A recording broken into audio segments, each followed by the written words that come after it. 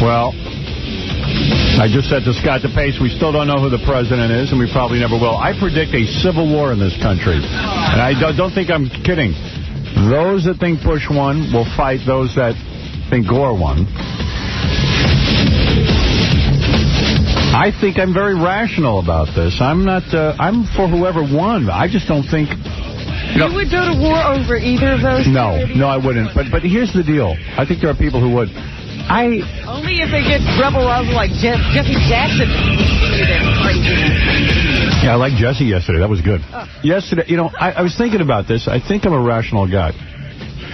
I don't want Al Gore to be president if he didn't win. I don't want George W. Bush to be president if he didn't win. But here's what I keep thinking. That the count now is like 300 votes or something, separate them. 270 or something. Yeah, 230 votes, separate them. But what about the 20,000 votes that they just said throw them out, that are Al Gore votes, clearly? Even Buchanan himself says, those aren't my votes. Those are Al Gore votes. But he doesn't want it challenged. I mean, what do people think? In mass, 20,000 people got together and, as a joke, punched 2 buttons. I mean, it's a big voter error because the ballot wasn't clear. These are Al Gore votes. And how can we say to these people, you don't get a vote?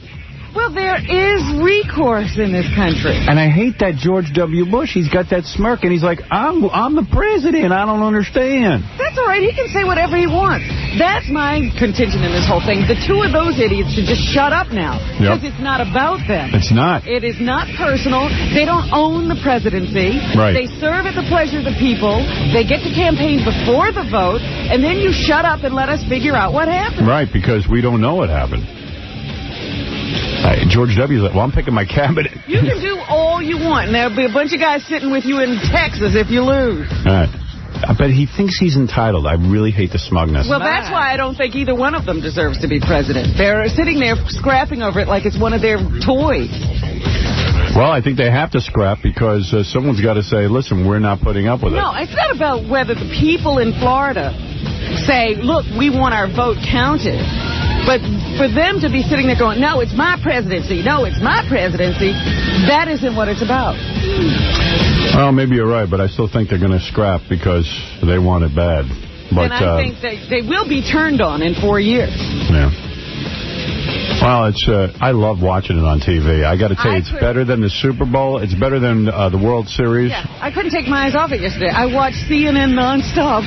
And it's really clear to me that... I know, maybe it's because I voted for him, but I think Gore won. I think that the 20,000 votes added to whatever... Like with this cockamamie, like, hey, we're going to take 20,000 votes away from you and live with it. Even if, and everybody wants to say write-in votes, even if all those write-in votes came in and they lean heavily towards George W. by the tune of 2,000 to 3,000 votes. What about the 20,000? 20,000 votes. The 20,000 people who voted and they're not counting their vote. Somebody said something interesting yesterday. What was to prevent anybody in Florida, if somebody had voted for Gore, from taking that vote and punching another hole in it? Nothing. For Buchanan and saying, this one's no good, 2 holes in it. Well, yeah, and that's not even what happened. So scary. It wasn't even that devious. It was just voter confusion, and people are saying, look, I just want you to know I voted for Gore. This is the Florida ballot is so screwed up. There was a cartoon they showed on TV. They have this fake ballot, and it says, Bush, and there's a straight line to vote, and then it says Gore, Nader, Buchanan, and it's a squiggly lines all over the place. It's like a maze. Yeah, it's great, but I love watching it on TV. I love watching everyone arguing about it. The arguing is fun. Well, I'm getting a little bored with it. I taped Buffy the Vampire Slayer and Angel, so I watched that. Yeah, you can't watch it forever. Yeah. I watched the Kid Geniuses go at each other last night. Oh, I missed that. What channel was that on? That was on Channel 5. Didn't somebody call you? No, Ganji, you're supposed to tell me what's on TV. I told Gary to call you because we hadn't mentioned it on the show. I said it to him right after the show. I just realized Child Geniuses are going to be on. Paul Howard. That's my show, Child Geniuses. I love to watch. That's why I know about it. I love to watch child abuse right on television. I love it. I think it's great. I got to take a break. We got so much to talk about today. And we also have little Hercules coming in. And Vin the Retard and Speech Impediment Man will face off in a comedy competition. It's all happening here. Next week wins Fred's Money, Heather Locklear, Roger Ebert and his new partner, Kelsey Grammer, Mr. Methane, Third Eye Blind to perform acoustically, and much, much more. And I'll tell you everything that's going on, but we must take this break. I'm sorry. and Baba Booey's not here. Terrible thing happened. He had a car accident on the way into work. You sure? Yes.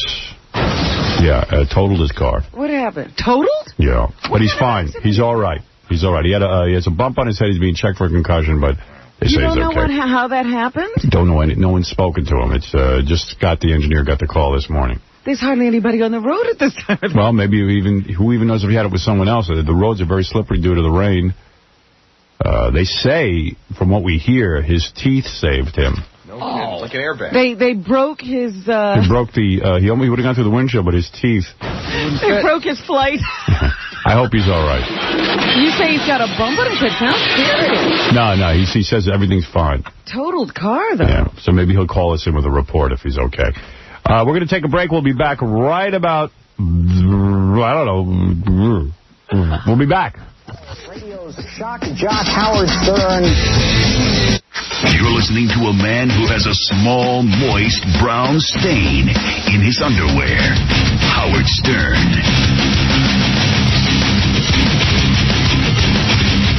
PR Week magazine recently published the top 10 PR jobs from hell. The Spin Doctor's list of clients they would least like to represent. The depressed, ear-munching pugilist Mike Tyson heads the list, followed by the gay-bashing earache that is Dr. Laura Schlesinger. Kathy Lee Gifford made the top 10, a real tribute to her unlikability, considering her highly unanticipated CD. Kathy Lee's fellow recording artists, Eminem and Ms. Jennifer Lopez, get a bad rap as well. The self-proclaimed king of all media is apparently no prince for the publicists either. Howard Stern's bitter rants and penchant for all things pornographic puts him securely in the top 10. Exactly where he'd want to be. Yeah. That is a dirty little bastard.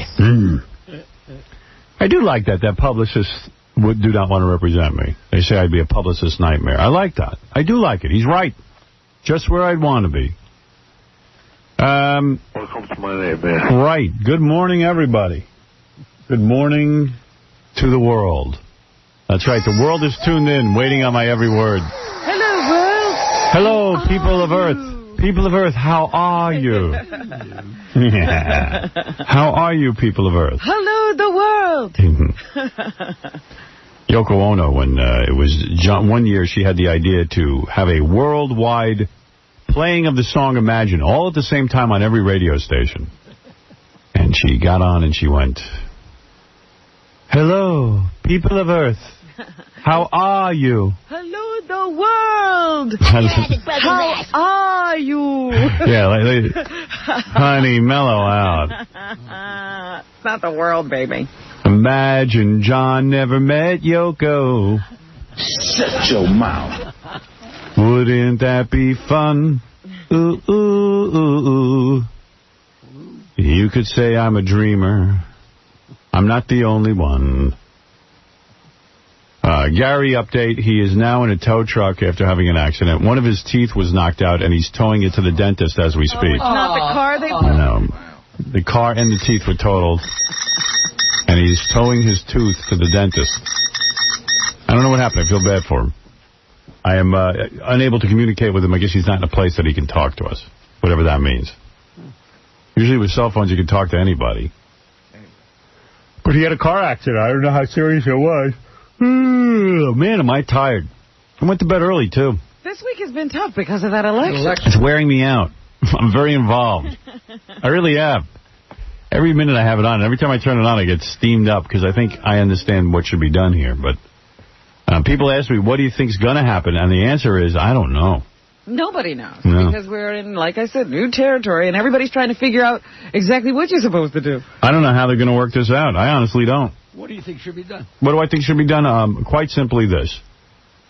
And this is the truth. That right now the count stands at something like 300 votes.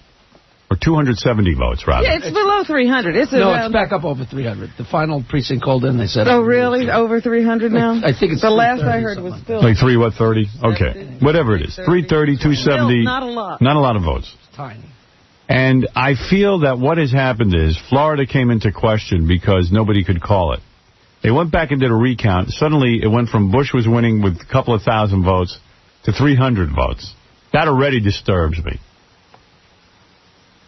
I think that right now we all agree that whenever the next election is, someone's got to put some serious money, some federal money, not the states, the federal money, toward universal voting machine. Well, it's a state issue. Yeah. Not a federal issue. We got to change that.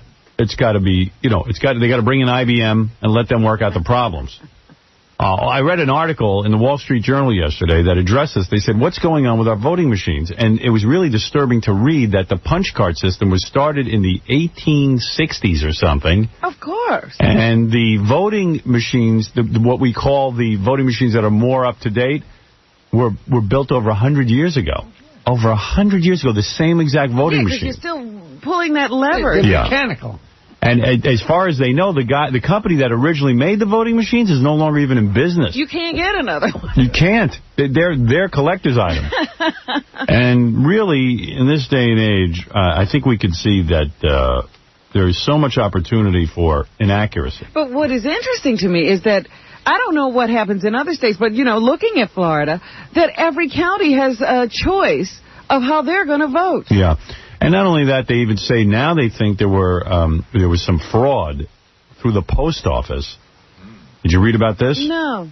They're saying there might actually be voter fraud because somebody took the write-in ballots and screwed with them at the post office. Really? Either took them and put in massive amounts of voting, and there's actual voter fraud that they're questioning now. Yeah. So to say that this doesn't go on in every state is ridiculous, but the state that seems to be in contention that calls the whole election is Florida. And you can't have a presidency that people take seriously unless you feel the people got a chance to vote. Now, they know that 19,000 people did not get a chance to vote. And this is very upsetting to Republicans because these were 19,000 votes for Gore.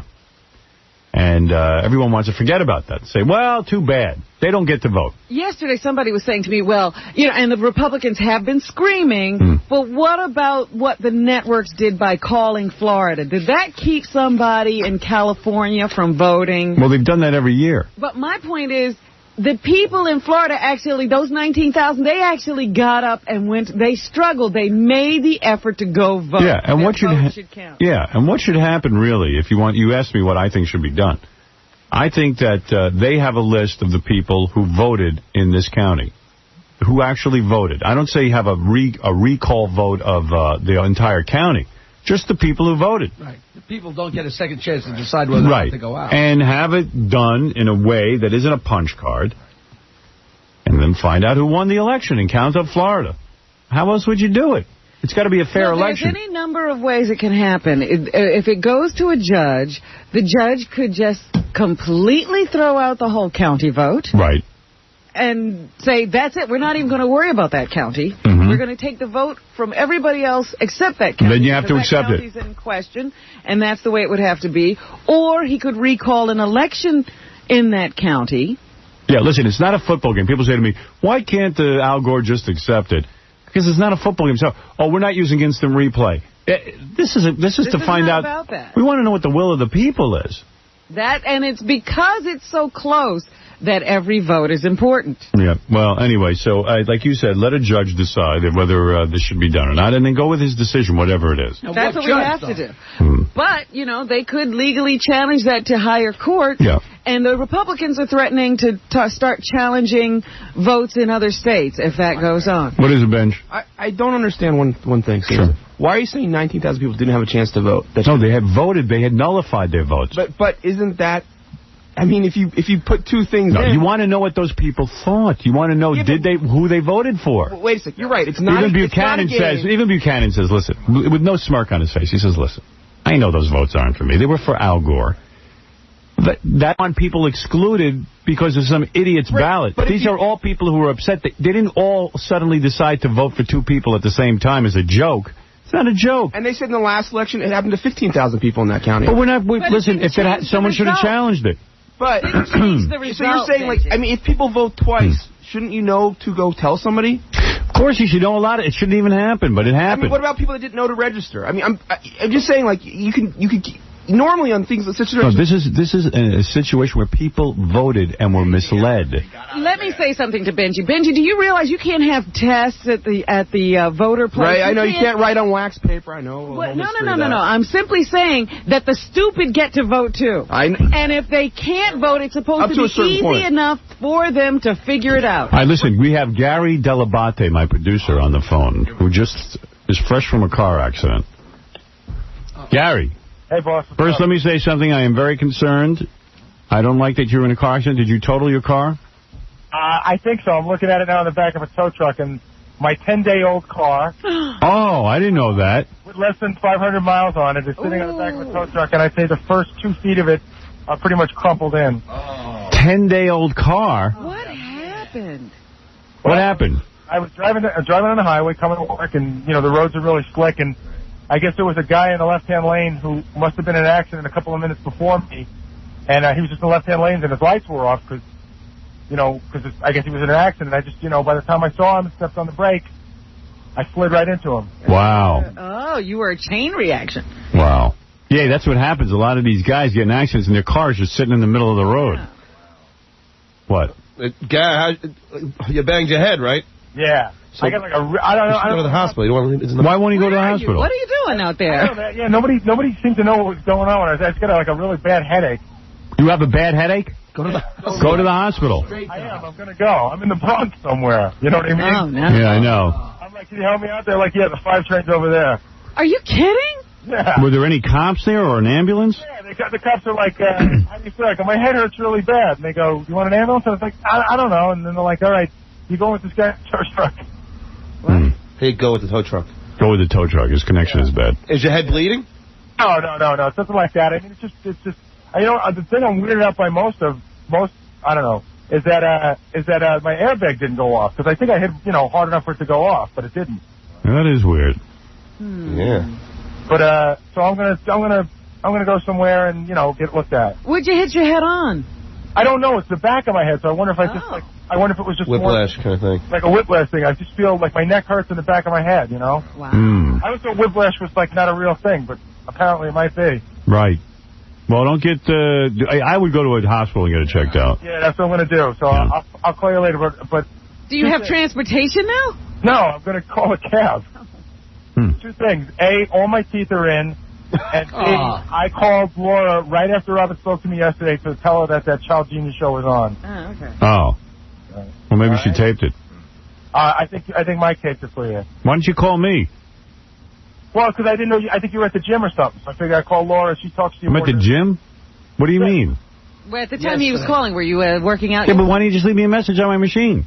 Well, I never know whether you get that stuff. I thought it was easy. Of course, I get it. Of course, I get every message. I thought it was easy to call Laura, and she just talks to you all day long. Well, yeah, I don't know. But maybe she thought she was supposed to tape it. She didn't tell me about it. And I said, please tell him that the show is on tonight. Let him know. Mike said, I'll tell her. Well, she never told me, so you don't have to worry about that. All right. I'll call you later. All right. What do you think? Dominic wants to talk to you. Wait, I think you got a case. Do anything wrong. Gary, you still there? Yeah, I'm here. Hold on. Go ahead, Dominic. Whatever you do, Gary, seriously, first go to the hospital because you could have had a concussion. Yeah, no, I'm gonna. I mean, I just feel like weird, Like, but it does. A little bit busier than usual. Dominic says you have a concussion. And number 2, if one tooth is chipped, it's worth millions. Listen to him. He can't even get it out of his mouth. Dominic, I'd like you to represent me in Fantasyland. Yeah, in Fantasyland. All right, Baba Fufai. I'll call you later. Right. John was laughing the whole time when Gary goes, my 10-day-old car is wrecked. John could barely contain the laugh. What kind of car it is? Do you know? I think, wasn't it a Dodge Durango? I don't know. Dodge Durango? I think so. I mean, that's what Fred was saying. I don't know. That's what I thought he was. What is that? It's a big SUV. Is it? Dodge, yes. Family car. No, it always sucks if you get something new and then you get an accident, 10 days. Oh, I'm getting a note. Honda Accord was what he had. Oh, it's Honda. Oh, that's a nice car. More than one new car. That's a nice car. He's got a fleet out. But he also has a Jeep, right? Yeah. Wouldn't his lips... In this kind of condition, he should be driving the Jeep. How did he hurt the back of his head? I guess when he went forward and then snapped back. Then you snap How did he get a bump on the back of his head, though? I don't know what kind of headrest they have. Yeah. I mean, what, they got a spike in the back? Rocks. How do you hurt you? I can understand whipplash, but I don't understand getting a bump. Because he probably went forward. And his lip. Yeah, but you got a headrest to the steering wheel and bounce his head back. Yeah. His lips at the steering wheel and it bounces his head back. You know, he says his airbag didn't deploy. The teeth and the gums and the lips deployed. You know what happened? The airbag saw that jaw and said, I don't have a chance. Staying right where I am. The airbag knew it would explode. Wow. No, he's all right. No, he's fine. Yeah. I wonder if he was speeding. That's why he didn't have time to switch lanes. Well, it sounds like he was asleep. He didn't see a car. I don't know, but he says it was dark. The car didn't have any lights on. It's very dark when your eyes are closed. Wolf gonna be mad. I better be on top. Wolf. Uh-oh. There ain't no sleep, no hell. My Wolf. I was going to talk about something before I was... Interrupted. I had a question for you, though. What? Those ballots, you know, were a lot of the problems when they put them in that machine didn't line up right? Yeah, they had a whole kind of problem. So that is a technical problem. Then you can't even say that the people were stupid. It's just 20,000 people didn't get to vote for Gore that wanted to. It was a heavy Gore community. But that's why lawyers are saying the people of that county have a good case. They do. Yeah, the whole thing, They really do. And you know what? Listen. Everyone's got to abide by something. So you abide by whatever the judge says. If the judge says, look, the 20,000 people don't have a right to be heard, you got to go by it. You got to. But what? I mean, at some point you got to judge. Who knows? Whoever's the judge in place. Which judge? It's just the Florida judge. Like O.J. didn't get a chance to choose which judge. He got Judge Ito. I'm saying should it be like a national judge? No. He doesn't. It's a state issue. Yeah, it's fine. It's fine. Probably a judge that Jeb W. Bush appointed, whatever his name is. Jeb O. Bush. Doesn't matter. So let it be a judge. Let's hope the system for once will work, which it never does, because everybody's got an agenda. But let the guy sit there and decide if these people have a right to have a vote heard. I think it's not like it's 10 people. It's 20,000 people didn't get their vote heard. And if George W. Bush was a patriot, which he isn't because he was afraid to even go to war, if George W. Bush is a patriot, he was such a puss. He was for the Vietnam War, but he didn't serve in it. He didn't. Well, that's why you're for a war. Right. I'd be for it, too, if I don't have to go. Yeah, don't fight that war for me. How can he be selecting a cabinet already? Because he's arrogant. You know, instead of just sitting back and saying, look, there's a big problem here. Just for... this is how you incite people. History's sake. He's arrogant. The people who have won this way before, without the popular vote, and very close, even... If it was not even close in the Electoral College, they don't win the popular vote, they serve one term, and they have very difficult pregnancies. Very difficult presidencies. Well, that's true. And because they have no mandate, nobody has to listen to them. That's why you got to sit back and let this process go a little bit. You don't get smug and say, I'm electing a cabinet. You say, there's a terrible confusion here. This is terrible for the American people. And I want the American people to have their say. When you watch Gore and Bush ought to just chill and let people work this out. This is not up to them. It is up to the American people to decide who the president is. When you watch the broadcast, though, every Republican is like, oh, the Democrats are just, whining. Yeah, and wait, they're going to fix the vote until the Democrats win. You know what? You ought to go on Crossfire. I was talking to a friend the other night, and she said to me that she's never seen John stutter. And I said, he stutters. Oh, my. But he doesn't, I don't know, it's just random. She probably saw me drinking. Yeah, when you drink, you don't stutter. It's after drinking that he stutters. Yeah, right. It's the aftermath. It's red kryptonite because he doesn't stutter the same way. Either face locks, or he stutters here, or he does it all different ways. He's a smorgasbord. It's a total entertainment value. You shouldn't talk to Jackie for 2 weeks for him saying that. You're mean. All right. Oh, man. But anyway, you're right. This is a mess. And what is to be said? We've said it all. You listen to these shows, you're bored already. There's nothing to say until they... Well, I was at a bar last night. What's really sad is the people in Florida can't count the votes. I know. They're idiots. They can't count them. How do you go from 2,000 votes to 300 votes? Big difference. Yeah, big difference. But let's do another recount. See what number we come up with. You say count again? I don't trust your bean counting. We don't need a president until January. You've lost more beans. But it just went down. I was at a bar last night. People were yelling at the TV. Yeah. People are angry about it. I'll tell you, I don't trust any of it. And I hope we learn something from this where we get a universal voting system that is trustworthy. Has Clinton said anything yet about it? I don't think so. He made one statement. He says, you know, we had an election.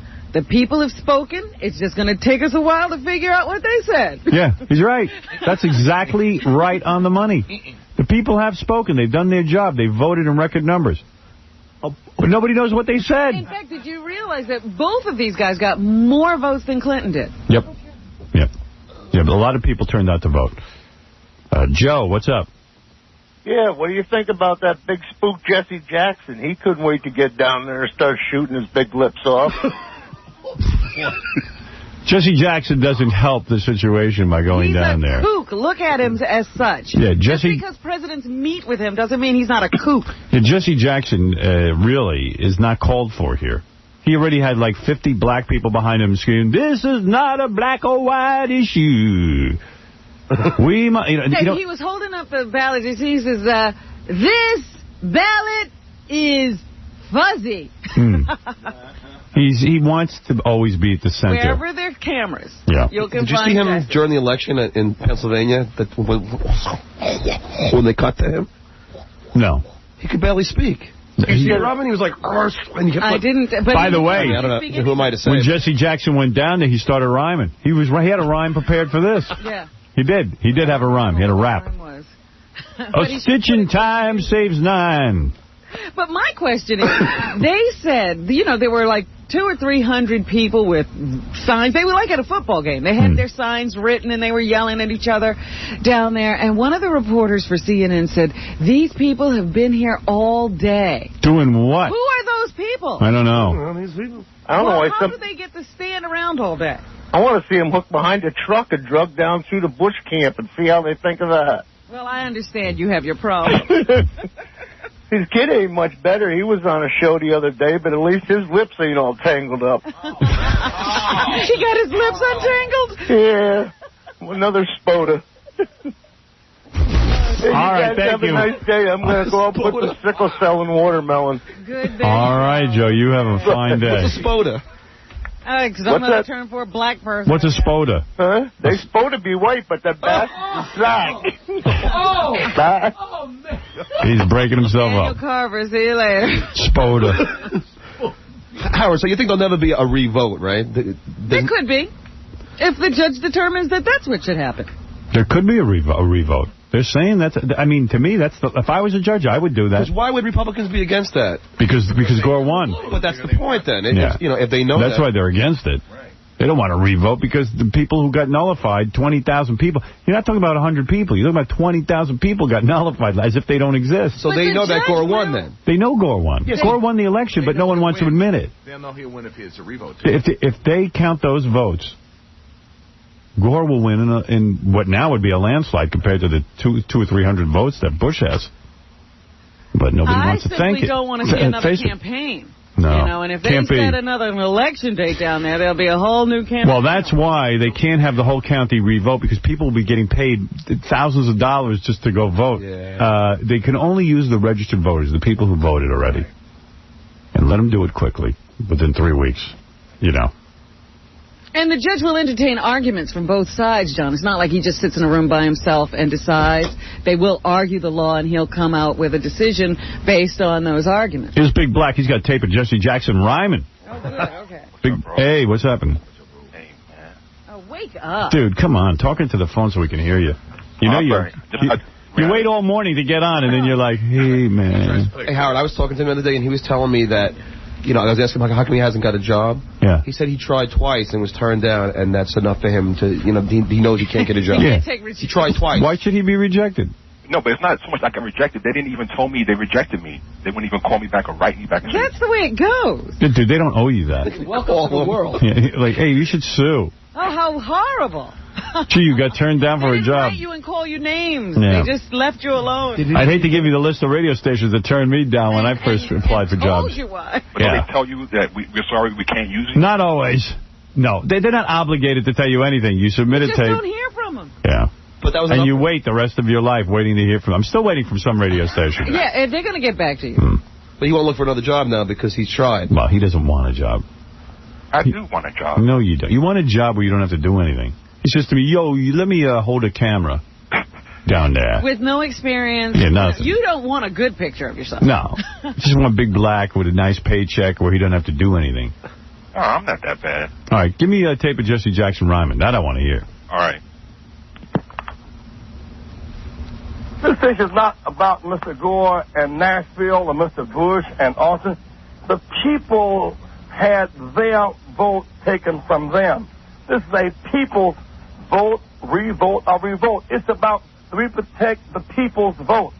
And that is fundamental. The drive for the outrage that's coming from the people, more so even in the campaigns per se. Reverend Jackson, everybody did. Where's the rhyme? Oh, Benji said the same thing. You didn't hear that vote, revolt? It was like more of a... Vote, revolt. Yeah, he said it's not about the vote, it's about the revolt or revolt. Wait a minute, play that again. No, he didn't rhyme. Yeah, well, it was more of a... He's just rapping. He was stuttering. He was freestyling. It always sounds like he's talking about the vote, revolt. I don't know what he was... That was assonance. Yeah, typically, I don't know what he's saying, but I don't think it was rhyming. Yeah, you hear it. Alliteration, not acronyms. This thing is not about Mr. Gore and Nashville or Mr. Bush and Austin. The people had their vote taken from them. This is a people's vote, revolt, or revolt. It's about we protect the people's vote. And that is fundamental. The drive for the vote, revolt. Vote, revote, or revolt. Yeah, it's vote, revote, or revolt. But he couldn't get it out. This is a vote, revolt, or revolt. Now, why would somebody write something good for this guy to mangle? See people sit down and write that? Yeah. You do? Well, this isn't about the vote, revote, or revolt. Yeah, damn, that's a mouthful. And he tackles it, of all people. Yeah, he knows he can't talk, and he tackles it. All right, bro. Hey, do you want to hear Stevie Wonder's song? What do you mean? He wrote, the morning of the election, he wrote a song for Gore and Lieberman. Let's hear it. Yes, how did Stevie lose it? He was the greatest songwriter ever. Everybody does.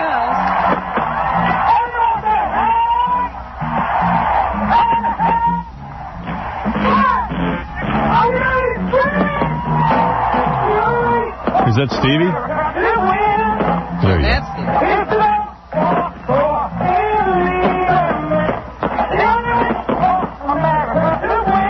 Hard to hear. Hard to hear? Yeah. You got to get us a better copy. Yeah, you get to work on that. No, that's as good as it gets, because they were having like all kind of fireworks going on at the same time. I heard Gore and Lieberman. Yeah. Only way for us to win. Vote for Gore and Lieberman. It's worse. Oh, you should sing. Wow. I wish I was deaf. I remember when Stevie was really good, man. He had the best songs. I don't know what happened. Everybody has a certain number in them. Yeah, Steve Allen had 5,000. Not good ones, though. Kathy Lee says she's got thousands of... In fact, I was reading... They're all backed up. I was reading an article about Kathy Lee from the new, I guess it's McCall's or something. I was waiting for the shrink yesterday, and they get the magazines there. The women's magazines. Put me in touch with my feminine side. I'm reading. I see Kathy Lee right away. I got to look at the picture. And then I open up the magazine. Is she alone or is she with one of the kids? She was alone. Okay. And, she's busting out. The kids. The kids. And then she said she's so prolific as a songwriter, she's already written hundreds of songs just this year alone. And she just discovered she had this talent. Yeah, hundreds. And in fact, she's working on a new song right now about some real dumb topic, like, about menopause she's writing a song. Well, she really knows what the people want to hear. Yeah. And I'm reading this, I'm going, what the hell? I can't wait for the menopause song. I walk into the shrink, I sit down, he says, you have a lot of anger in you. I said, I just read a Kathy Lee article. Yeah, I'm ready to burst. You'd be angry, too. Is she writing the music, too? No. She just writes the lyrics. It's about menopause. But did you see her in those leather pants on the show? Yes. Well, that's her new look because Kathy Lee has decided now that for her pop album, she'll dress like Britney Spears. She's not only decided that. The other day she said she's not religious. Yeah, she's not. She doesn't believe in mass religion. She only believes in spirituality. I read every article. But wasn't she on the C? What are those religious networks sitting there with her sister talking about Jesus? Yeah. Well, that's spirituality, not organized religion. Didn't her letter to you say God bless you? Yeah, she's spiritual, not into organized religion, she says. Which, of course, would just be a drag to have to go to church because there's just common people there, not celebrities. Have to get up early. Yeah. If they had a celebrity church, she might go. One with the camera where you could perform. Well, if she was living in Los Angeles, she'd probably go to Della Reese's church. Yeah. Where Della is the minister. Yeah, and there's a lot of celebrities that have to come by. And she's still pretty hot, though. Yeah, she's hot. Sure, she's hot. Although I saw a picture of her in the Inquirer. They capture her on some island in a bikini. Who? Yeah. Kathy Lee. Is she flabby? She's flabby. No. She's lukewarm at this point. Yeah, she's flabby. Tick-tock, tick-tock. Yeah, she got a gut. She wears clothes well, then. Yeah, she's got a gut. Yeah, she's not that hot. It's like when Einziger takes off his shirt. Oh. You know what I mean? He looks real thin when he's dressed, and then when he takes it off, there's a lot of pot belly. There's a pot belly. Yeah. So rather than hot, she's cooling. Yeah. She's about lukewarm now. Right? You were shocked when Einziger took off his shirt. Yeah, remember we were playing pool and he had his shirt off. Yeah. He looks bad? Why did he take his shirt off to play pool? We were sitting around by the pool, outside by the pool. I don't remember him taking his shirt off to play pool. Yeah, because that's when I made the comment, because we were playing pool and his stomach was touching the table. Yours was too. Yeah, I know, but... He doesn't have like a pot belly. He's got like loose skin or something. It's a little round, like spare gut. tire. Yeah, a little spare tire. Bicycle tire. Which takes you by surprise because he looks real skinny and in shape when he wears clothes. Yep. Wow. Yeah, Einziger's got bad physique when he takes off, but I understand he's hitting the gym. Yeah, he's in the gym. Yeah. You gotta you put that on the CBS show, man. Yeah. He won't do that. Sure he would. He's real hairy, too. Yeah, I was thinking again about John Popper. Taking off his shirt. Yeah. You wait till you see that. Yeah, we're putting that on TV. This week, by the way, watch the Saturday TV show. I guarantee you'll have a couple of great laughs, especially the guy who stuffed his daughter and preserved her. What he wheels her in is funny as hell. And also, you got to see Pornoween, which is so funny. We follow 4 guys as they look for the porno star. And then you get Carmen Electra with her feet tickled, which is sexy as hell. Sexy as hell. And you got to see what she's wearing. She just looks real good. And some crazy cartoons. That cartoon of Gary crawling out of the sea. Oh, yeah, that's great, too. Yeah, that's fun. Now we got to have Gary in a car accident. Yeah. Crawls out of the sea, gets into a car. Hey, Bull. But wait till you see on TV. Yesterday, when John Popper was here, the guy from Blues Traveler, he had his stomach stapled. A lot of fat people are doing this now, getting their stomach stapled. And he's lost already 150 pounds. And I got him somehow. Don't ask me how. I got him to take off his shirt. Change the whole He didn't look appearance. healthy, though. No, he doesn't, because he's not eating good food. It's not healthy. It's not. I gave him $3,000. He must be hard up for cash. Yeah, look at that. That was weird. Wasn't that weird? I gave him $3,000 of I1.com money. And he took off his shirt. I had to take my shirt off, too. Which was no embarrassment. Which was no embarrassment. Robin said she would sleep with me. I look so good. I was thinking about your body later on in the day. Thank you. Well, you put a digital picture on your website. How did I do it? Put a picture on your website. Anne-Marie was saying how you had a nice body. Anne-Marie did? Yeah. What, back there or on the air? Back there. Really? Yeah, that would have been a lot more memorable if John Popper had been so disturbing. When he took his shirt off. Yeah, I mean, when you're looking at John and you're looking at Howard, it's I think maybe that's why I look so good. No, you look good on your own. I did. It wasn't the biggest news. Yeah, right. He has Robin. ugly Yeah, breasts. so Popper takes off his shirt, and he's got, now I'm not kidding you, at least a B cup. I would say a C. A C. Because I was looking at it from the side. He has a lot there. He has like a boob. But they're old ladies' boobs. Yeah, they sag. Cucumber. You know what? There's that cartoon they used to do in Playboy with the lady with Buck like... Brown cartoon. Right. Oh. So, yeah, with the cucumbers. So he even said to me, afterwards we were trying to decide, do we have to put a blue dot over his boobs? And we called the lawyers, and they said, no, you don't. He's a guy. So you can see boobs, they just have to be on a guy. They got to be on a guy. But if he had breast implants, you couldn't show them. Put a girl's head on. Because we've had men in here who have breast implants, and you can't show that. Right, like transvestites. It's a very weird line. It's weird. Yeah. But those are natural, so you can show his boobs. So this will be the first time we're having boobs uncovered. John Popper's boobs. Real boobs. Yeah, and it was weird, because he took it off, and I felt kind of like, wow, man, he's brave to take off his shirt. And afterwards he said to me, and this is kind of touching, he said to me, all the years I've been obese and everything, he goes, I've always been afraid that people would see me with my shirt off and they'd see my man boobs, my monkey boobs. And I said, yeah. And he goes, and today I showed him, and I'm free of it. I faced my fear. I faced my fear. You should still be afraid. And I'm like, you know what? Yeah. Don't, you know, every fear doesn't need to be faced. You should have been afraid. Yeah. You see the be size very of his nipples? I mean, they were the size of saucers. Really? Yeah, they were. I didn't see the nipples. I just saw the... Did you have a lot of stretch marks and stuff? No, you know, surprisingly, what you're going to be shocked when you tune in the TV show, you're going to be shocked to see that most fat people, when they lose the weight, they have a lot of hanging skin. He doesn't look that bad. Well, it's rippled. If you really, you have to look close. Yes, I didn't want to look close. You can see how it, you know how your skin is smooth? His skin isn't smooth. It's like creased. Yeah, listen, he lost 150 pounds rapidly. Yeah. And he does not look healthy because, but listen, he's got rid of his diabetes. I was talking to my trainer. He said... He's off. He was, you know, we never knew he was on high blood pressure medication. Yeah. Well, he would have been dead. That. So I'm happy for him that way. But you're right. He doesn't look healthy because you still need to eat well and exercise. Which he's not doing. Which he won't do. He doesn't have the willpower. And he's smoking like a chimney. Yeah. Oh, my God. He smokes cigarettes? But how did that guy get with all those knives, bro? Good Lord. How did he get in there with all those knives? Then he went into the green room, and then we asked him to cut some IDs. He was down there with Scott, the engineer, and Casey. He started whipping out knives from everywhere, big, giant knives, and he's real into it, like very proud of himself. You know, they got this all on tape. Yeah. Oh, yeah. Wait, you'll see it on TV. Well, isn't he the guy that has... Then he takes the knife, puts it up to Casey's throat, and says, "Kiss me." But how come Ronnie didn't frisk him, bro? Because he's a celebrity. Yeah, but you should start, bro. We didn't think we'd have to be protected from him. Yeah. He chased Casey all over the state. Yeah. I thought he was going to die from running. But at least he can run now. He used to come in here with a cane. It's like Frankenstein. Yeah, and it was wild. It was wild. And you know what? He's thin now, and he looks like a little boy. He looks baby. His face looked weird, though. I thought. His face looked different. Yeah. Oh, there's his man breast. There's his boobs. We're looking at him right now. All right, maybe a B. But look at it's a B. But look at how. But look at the rest of his body. Doesn't look that sad. Look at the side of his. That's because he's still. Oh, there I am. Look, I could. There you go. No wonder I look good. Next to that, I look good. See the sagging on the back on him? Yeah. And under his arms. Yeah. Hey, my God. See, there you can see the creases on Oh, yeah, you're right. Yeah. Hey, Howard. It isn't as bad as I thought it was going to be. But he is thin. Look at you. He looks like he had triplets.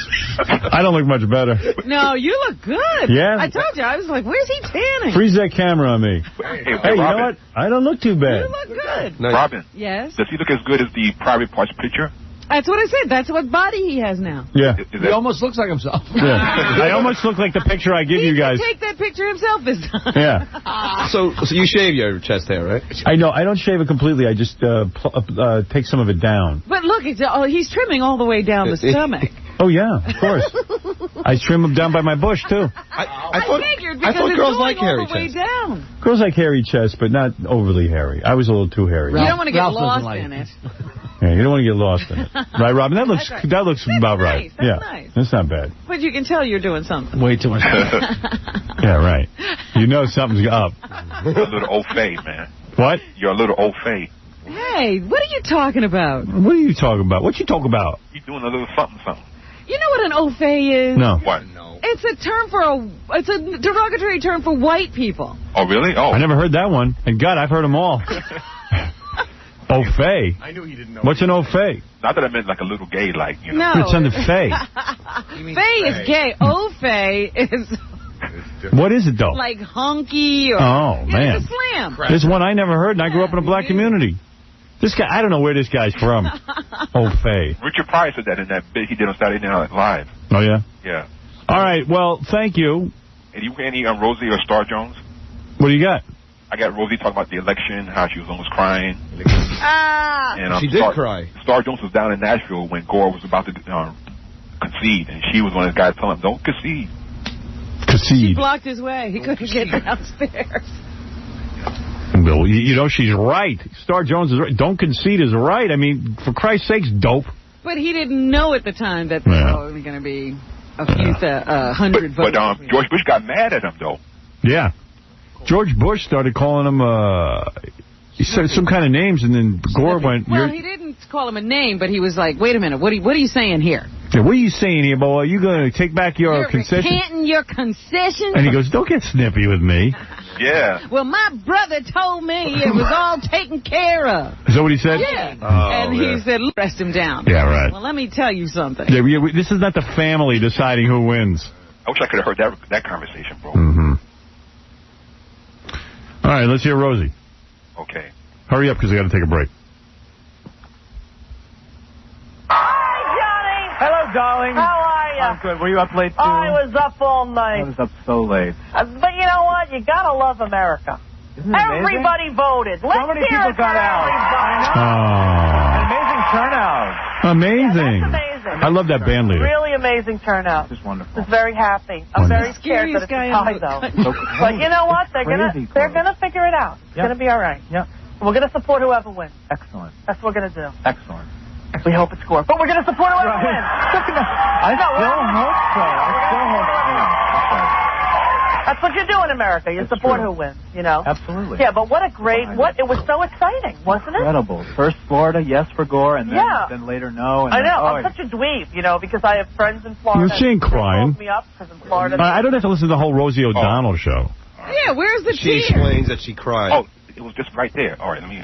It's all right. Okay. Please. I mean, it's enough that we have to hear it on TV. Now, I just like to hear her and I... Well, I heard another... I love the band leader, though. Yeah, that's what I'm saying. Oh, something like, oi. Oi. Oi. Let her finish. And later on they go, oy vey. I'll tell you, I don't understand that guy's job, that band leader. He's got the best job in the... Oi. Oh, my. Yes. All night. Funny, man. All night, yes. He repeats what she says. And she goes, all night. All night. All night. All night. Oi. Oi. All night. He's scary, that dude. And he's like a real supporting star in this piece of clip, man. You should hear the whole thing. It's funny. Go ahead. Florida. They called me up because in Florida they just announced it before they announced it in New York. Oh, yeah? They said, oh, Gore won in Florida. Start to cry. Oh. Start to cry. Loser! I'm crying! Well, you know, my son's like, what's the matter, Mommy? I'm like, it's my Meanwhile... All right. Enough. I got a headache from her. I heard another Rosie O'Donnell horror story. What? Just another person who worked for her. I mean, I've heard too many of these. Do you hear these? Yeah. Another person who worked for her who had to quit. I mean, this was years ago. She is abusive. She yells at people all the time, and they can't take it. She's lost more staff, and I don't know how she's so nice on TV. Yeah, she's the queen of nice. Like, wouldn't the meanness come out? How does she manage? I don't think it's very well masked. I think she's an angry woman. But that fixed smile on her face says to me she's got to work on smiling because she's miserable. Do you think? But I mean, she's got a whole act of being nice, and yet she's really mean off the air. Like. How does she know even how to be nice on the air? I mean, she's way nice on the air. She is. She doesn't like... It's only an hour, and she can control herself for an hour. Is that it? And then she's like Tyson. They got to, like, lock her up in a cage afterwards. After that, all bets are off. Because this person was telling me that Rosie O'Donnell was just so mean to her, that's so crippling mean, that she just had to quit. Wow. And I'm just wondering, how come that's not coming out in the newspaper? I mean, how does she get away with not having it they probably signed a disclosure in the Inquirer or something. Yeah, but disclosure, I mean, just in general, like how that doesn't get out, all these horror stories about Rosie O'Donnell being such a bitch off the camera. Well, I mean, they always come out about Barbara Streisand. You know what a horror she is. Do you think she's mean to those kids? She's up to 4 kids she's adopted. I hope not. Mommy did. Jackie, do you think it's a mommy? Jackie, was she mean when you knew her? No, but that was so long ago and she didn't have any power. Right. I never thought she was funny, but she was, she was just another person.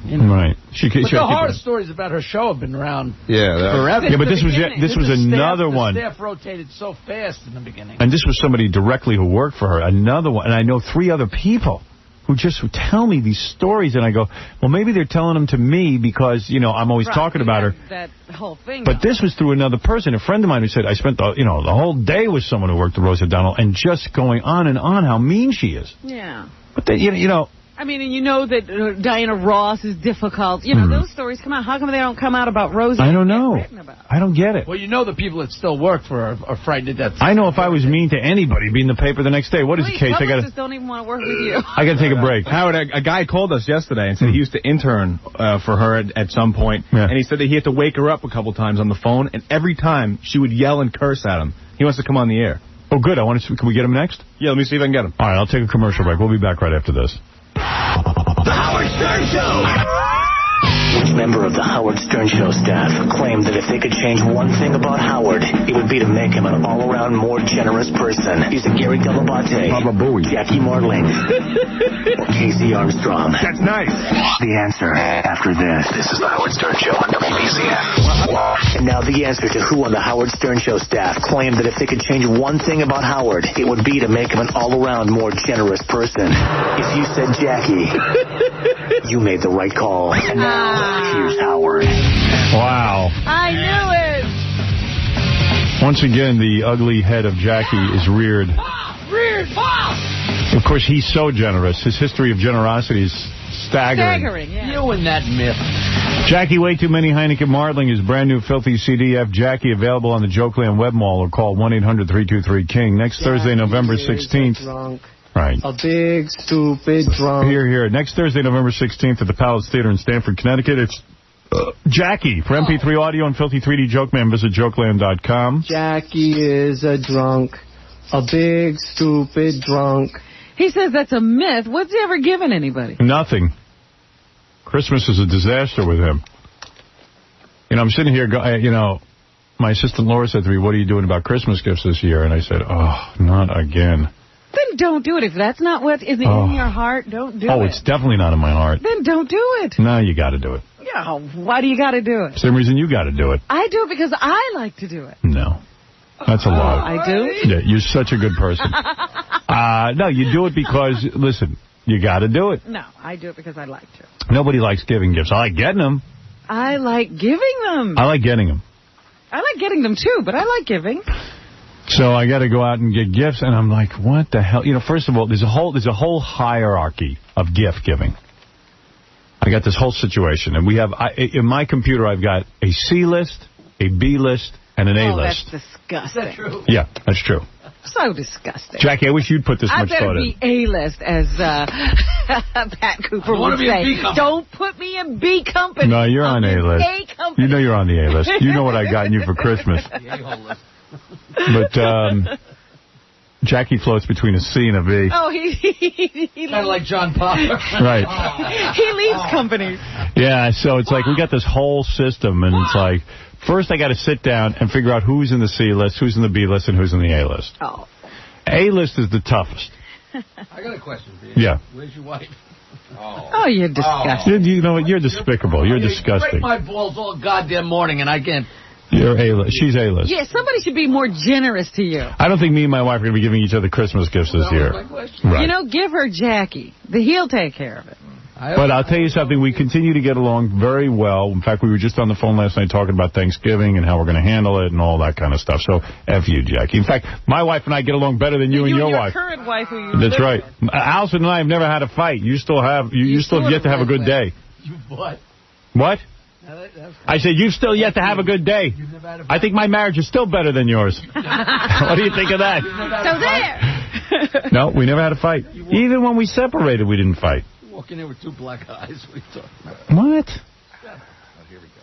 Yeah, we didn't fight. We were not the type that fought. He's doing his jokes from that stupid CD. Oh, is that it? Yeah. Two black guys.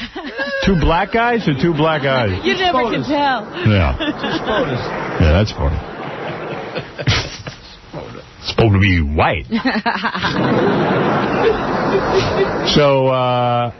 So you got, with this Christmas giving thing, well, first, you got to make sure all your, people who work for you are taken care of, like the doorman and all that. Oh, that's the stuff I don't like. Yeah. But you make sure they're all taken care of because they work for you all year round, and that's how they make a living. Okay, so you take care of them. But then you got, the interns I always get gifts for. I always get my agent, I'm sure, has never liked any gift I ever got him. Oh, yes, he does. He displays some of them. No. Yes. One year I got him a good gift that he was happy with. Other than that, he hated my gifts. Why does he have them out all over the place? What are the gifts? Didn't you give him that clock? Yes. He has that. He never puts that away. That's really? Always out. He likes it. Of course. No. And I know he liked that painting I bought him. Right. So that's two things. Yeah. I don't think he's ever bought me a Christmas gift. No. Why do I have to buy him a gift? I want to take him off the list so badly. Not because I don't enjoy giving him a gift. It's just that I know he hates everything. He hates everything. One year I did something that a couple of years I did something that he likes. But I know he's a wine collector, so I'll try to get him a very expensive bottle. I'm going to get him an expensive bottle of wine. And you know what? He likes. That's the only thing I can do. He likes a bottle of wine. And then you know what? No matter what you get him, he will find out that the wine isn't that good. Well, you know what was really strange to me one year? I bought a really expensive bottle of champagne, and I thought, oh, he'll keep this. They broke it open and drank. You know why? I'll give you an example of that. Okay. I'll give you an example of that. All right. Don and I had a meeting a couple of months ago with a bunch of guys. Actually want to sign me for a radio job, They're going to steal me away. Ooh. Which I like. Why not? I'm ready to be stolen. You should be. Yeah. So they brought me in, they wined and dined me, and presented me with a bottle of wine. Because they know I like red wine. Well, the wine was so expensive, I guess, they presented it to me in a special wooden box. It looked like a coffin. It was gorgeous. Yeah. And I went, wow, this is some bottle of wine. You see this wooden box, you're like, and it's an old vintage. Yeah, you blah, wouldn't blah, even blah, blah, open it. And Don said to me, oh, I want to drink this with you, blah, blah, blah, blah, blah.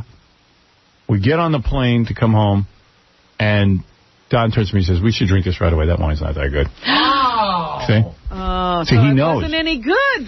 That's what you're telling me. I thought I was buying him a good bottle of wine. Yeah, if he drank it right away, he goes, if you drink it right away, it's not that good. And you probably spent a couple of $100. I spent lots of money. I got it all the way from California. I had to have it shipped here. No good. Crap in his eyes. Gee. Crap. You bought garbage. You really are hurting me now. Yeah, garbage. I spent a lot of garbage. Oh, I bet you did. But he is a connoisseur. I think he thinks we should be buying him cars. I guess. Like the Bhagwan Sri Rajneesh. Man. Next time I'm taking that bottle and breaking it over his head. Yeah. So he's a difficult guy to buy for. Then there's a whole bunch of people that are difficult to buy for. And even like, I like to do something nice for the interns, I like to get Gary something, but what are you supposed to get? I don't know what to give people. I'm perplexed as to what to get. I don't know what they're expecting. It's a whole process. One year, I even tried to hire a person to give me suggestions. Oh, you bought one of those professional shoppers? Yeah, because I got hundreds of people.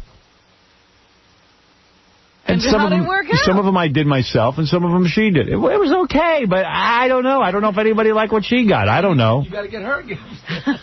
Oh, no, she got a gift. You had to pay her through the nose. Oh, my goodness. Oh, boy. And every year, Don tells me, my agent, that my gifts aren't that good. And that I should get a professional shopper. And I got his professional shopper. And then they're still no good. And he said they weren't any good. Oh, my goodness. And I don't know. What's he give? Nobody gets to see a gift he would give. Oh. So Don, for his people, like he gets like a little gold, he has a special jewelry guy make up like, like DBA, the logo, Don Buchwald logo. Special issue. And I hate to tell him, no, you don't see anybody wearing that. Right. Who's wearing that? Who's wearing that? He thinks that's so great. A waste of gold. Yeah, a waste of money. And he thinks that's great. He thinks he gets the greatest gifts. Oh. So every year with these Christmas gifts, everybody chiming in with what everyone should get. You know what's the greatest gift you ever gave? Yeah. Those, would you call it a coat? Well, those things from Private Parts. Yeah. I sent everybody a jacket. Oh, what about when I made up did you like the gift I made up? One year I decided I'm going to get a bathrobe company and put the Howard Stern Show logo on the bathrobes. I wear that when I go in the hot tub. Those are great. It was a great gift because Ralph said to me last night, he goes, damn, he says, I wish you'd make up those robes again because it's the only robe I ever had with a hood. And he says, I wore it so much that the hood has actually worn off after this many years. And I didn't think anybody liked it. No, they're huge. They're really nice. Well, maybe I should do something like that. But I thought, well, I don't know. I can't tell what people like. Do those coats again. Mine got stolen. Oh. You got... Oh. Which coat that you like? The Private Parts. Oh, those were nice. The leather jackets? Yeah. No. The other thing, the kind of lightweight... the fleece? The fleece. My favorite goddamn thing in the world got stolen. It kills me. You like that? See, I never know. People don't give me any feedback. It's so warm in the winter. But you can wear it in the summer. Yeah, how do it know? How do it really? How do it? See, I never wear those things. I keep them in a closet. Give me yours. For Christmas. I want it. Now I got to give you mine. Now she wants it. She didn't know it was that good. No. See, one of these days I'm going to pay with all the stuff. Right, you're saving up for your retirement. What is it, John? In the beginning, like, your gifts were questionable, but then they got really good. Yeah? Yeah, because I remember, like, there was one year that you gave popcorn. No, you know what I did? I went and got, it was 3 different kinds of... I love that. I thought that was a great gift. They were all personalized. Yeah. I love that canister. Yeah, and everyone's name was painted on it. I don't know. I was searching for the check underneath it. Oh, man. Oh, really? A lot of goofing going on. I love that gift. I thought that was great. That was wonderful. But then you got a great Tiffany clock that I did. I love that thing. Yeah. And then last year... You know what I love? You see, if someone, it's funny. Here's something I would love for. I love pens. I love to write. But I know if I got everybody a pen, they would think, oh, that's horrible. No. No, love a good pen. You got me a DVD player last year, and that was a great gift. Nice, great right? gift, because I really needed one. All right. I know what to get you. You're easy. Give me anything. Yeah, anything is good. Yeah, right. Because you have nothing. I'm going to get you 2 cans of popcorn. Get him a hoe for his farm. Yeah, right. For your farm. A hoe. A golden hoe? Yeah. Oh, man. That's right. Wow. We could do a Secret Santa kind of thing. You only give a gift to one person. That's an idea. Secret Santa. That's an idea. Hey, now. I like that, because then you don't have to worry about everybody. Yeah, you just worry about the one person whose name you pick. Yeah, but I still get the interns a gift. Well, forget the interns, but just among us. That'll be fun. Want to do Secret Santa? Yeah. Yeah, but what if Jackie gets me a gift? Then we get Jackie, and everybody will be pissed whoever gets Jackie. I don't want to get Jackie. No, but Howard, then you can Fred gives good gifts. You give good gifts. I'll drop out. Oh, you would? Good. Okay, so why don't we just do... That makes it better. Then it's not fun. He's the short straw. But he's going to purposely get something bad and then go, Howard, the whole thing is Secret Santa. On purpose or not, it's the same piece of junk. Yeah, I want a good gift. You can, instead of spending, 8 gifts, you could spend only money on 1 gift, so it should be a good gift. Right. You know what I mean? I want a farm. Well, if you're spending $5 on all your gifts, it's not going to work, because I like to get Robin a gift, and I like to get Fred a gift. But I would forgo that for the fun of Secret Santa. You would. Sure. Could be fun. If you get Jackie, I don't want to hear you crying. Oh, I'll cry loud all year long. But then you can't get me a gift, even though you didn't get me as a Secret Santa. Why not? If I want to do then it's over. Then it defeats the purpose. No, I want to do what I want to do. No, then it defeats the purpose. That has nothing to do with the Secret Santa. No, I'm not doing Secret Santa. Because then I gotta go get everyone a gift anyway. Anything. Yes, I do. See, You've given me enough. No. I think you're too generous. No. No.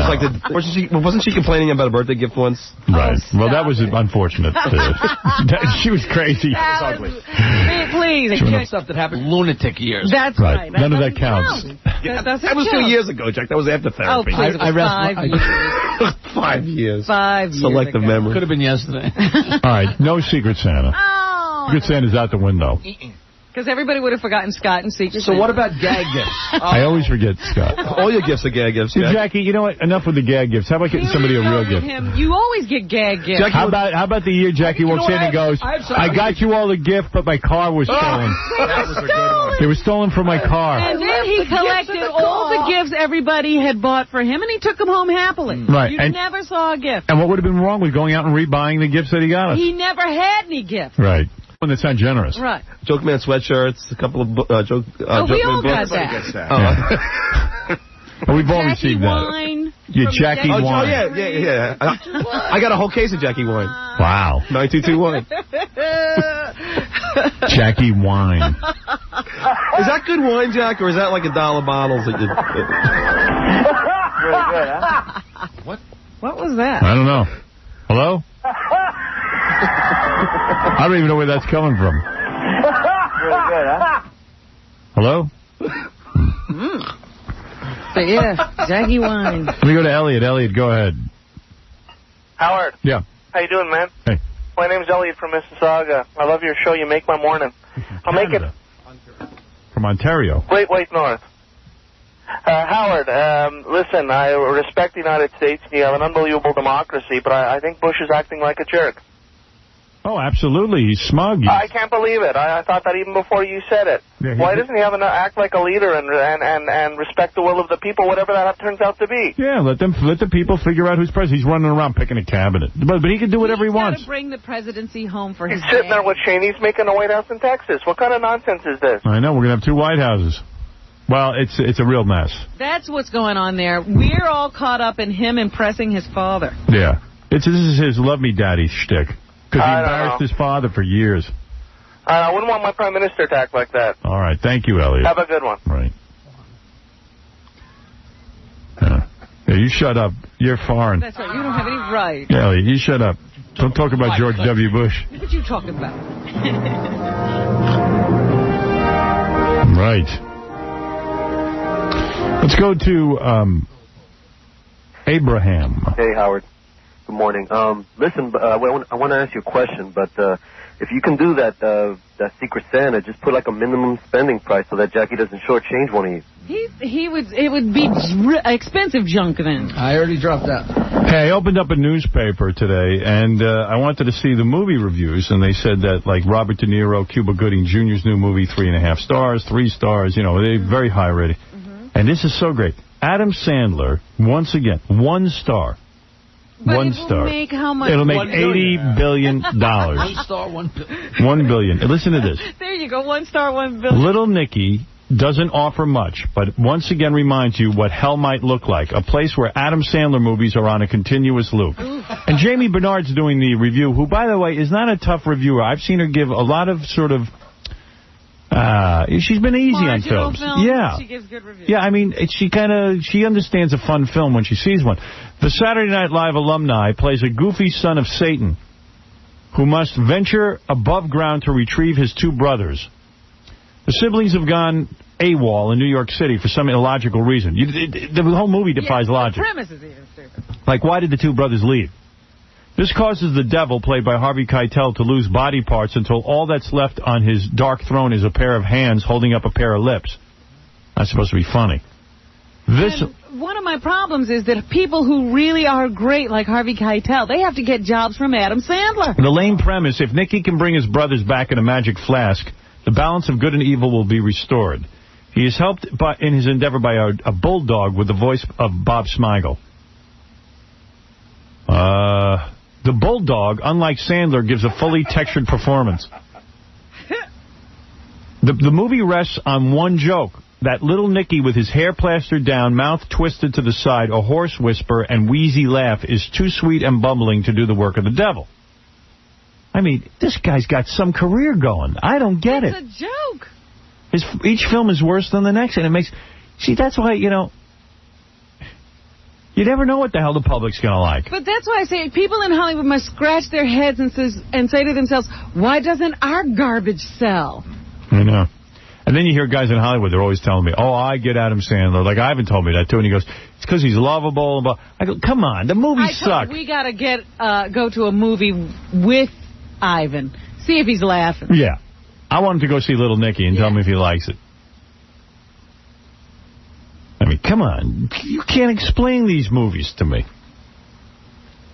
Man, that guy's having a monster career. I mean, monster. Well, now I'm reading that some guy wants to work with him. You know, usually Adam's in his own movies.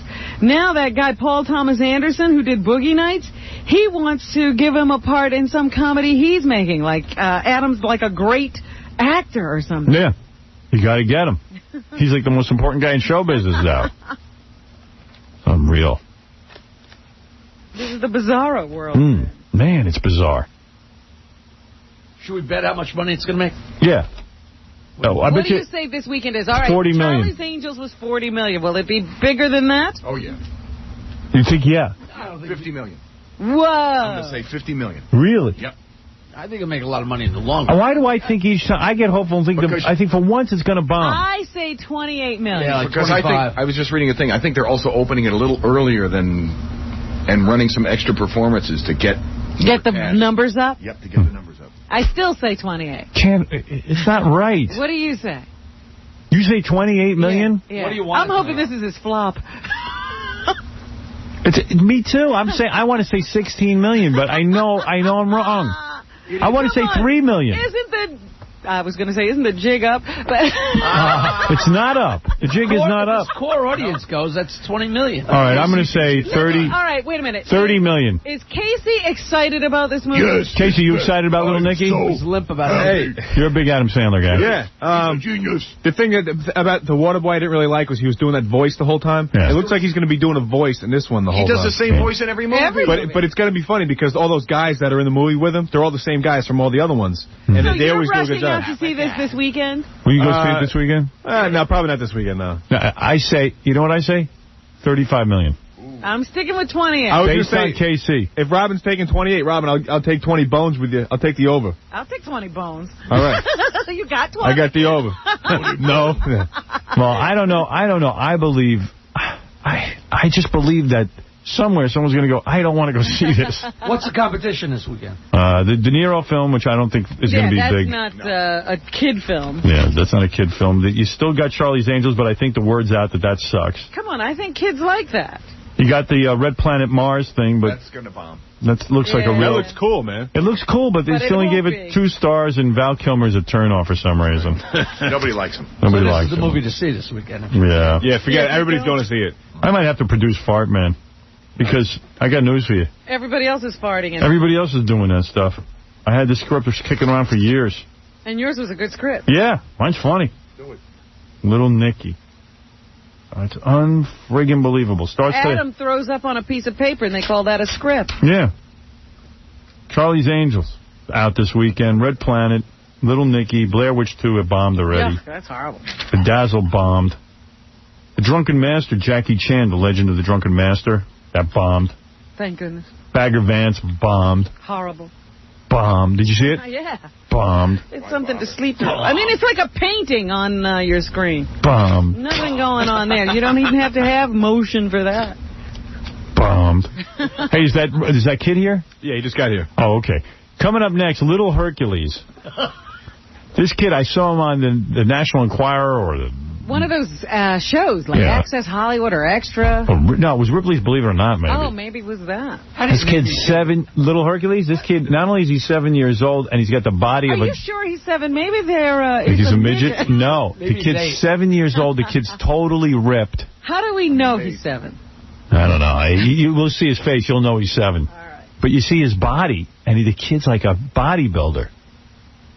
I gotta see this. I don't know what to expect. And supposedly he's already working. He got the part of Little Hercules on some Hercules TV show. Wow. He's going to play young Hercules. Imagine school teacher calls. You got to see this. I'm not even sure why he's got to do this. It seems like he's in the gym all day. Is his father like a weightlifter or something? Yeah, and his mom's some sort of aerobics instructor. Oh, so there was exercise going on from the day he was born. Yeah, what's up? They told me when I was talking to him on the phone, and they said, if you went to this kid and you said, do you want to weightlift or do you want to go to Disneyland or whatever? He'd say, I want to go to the gym. They say they can't drag him out of the gym. He wants to stay there all day. Yeah, because he gets approval. Of course. Yeah. I love when parents use that as their explanation. I know.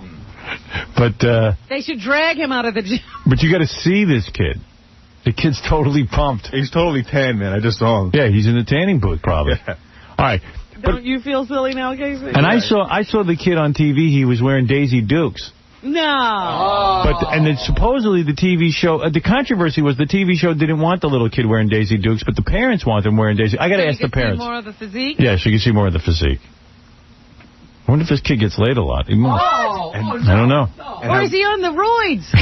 No, I don't think he's on roids. One of his trainers? Yeah, is hot? Is hot, man. Really? Yes. She's hot? Bring her in. Yeah, never mind the kid. Let's talk to the trainer. All right, we'll be back right after these words with Little Hercules. Phone calls. We get your phone calls. We get your phone calls every day. Wow. This is Big Black. I got a big one for Kathy Lee.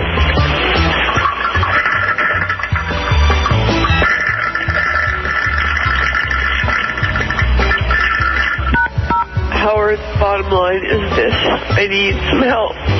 I'm breathing in poisonous fumes every day in this house.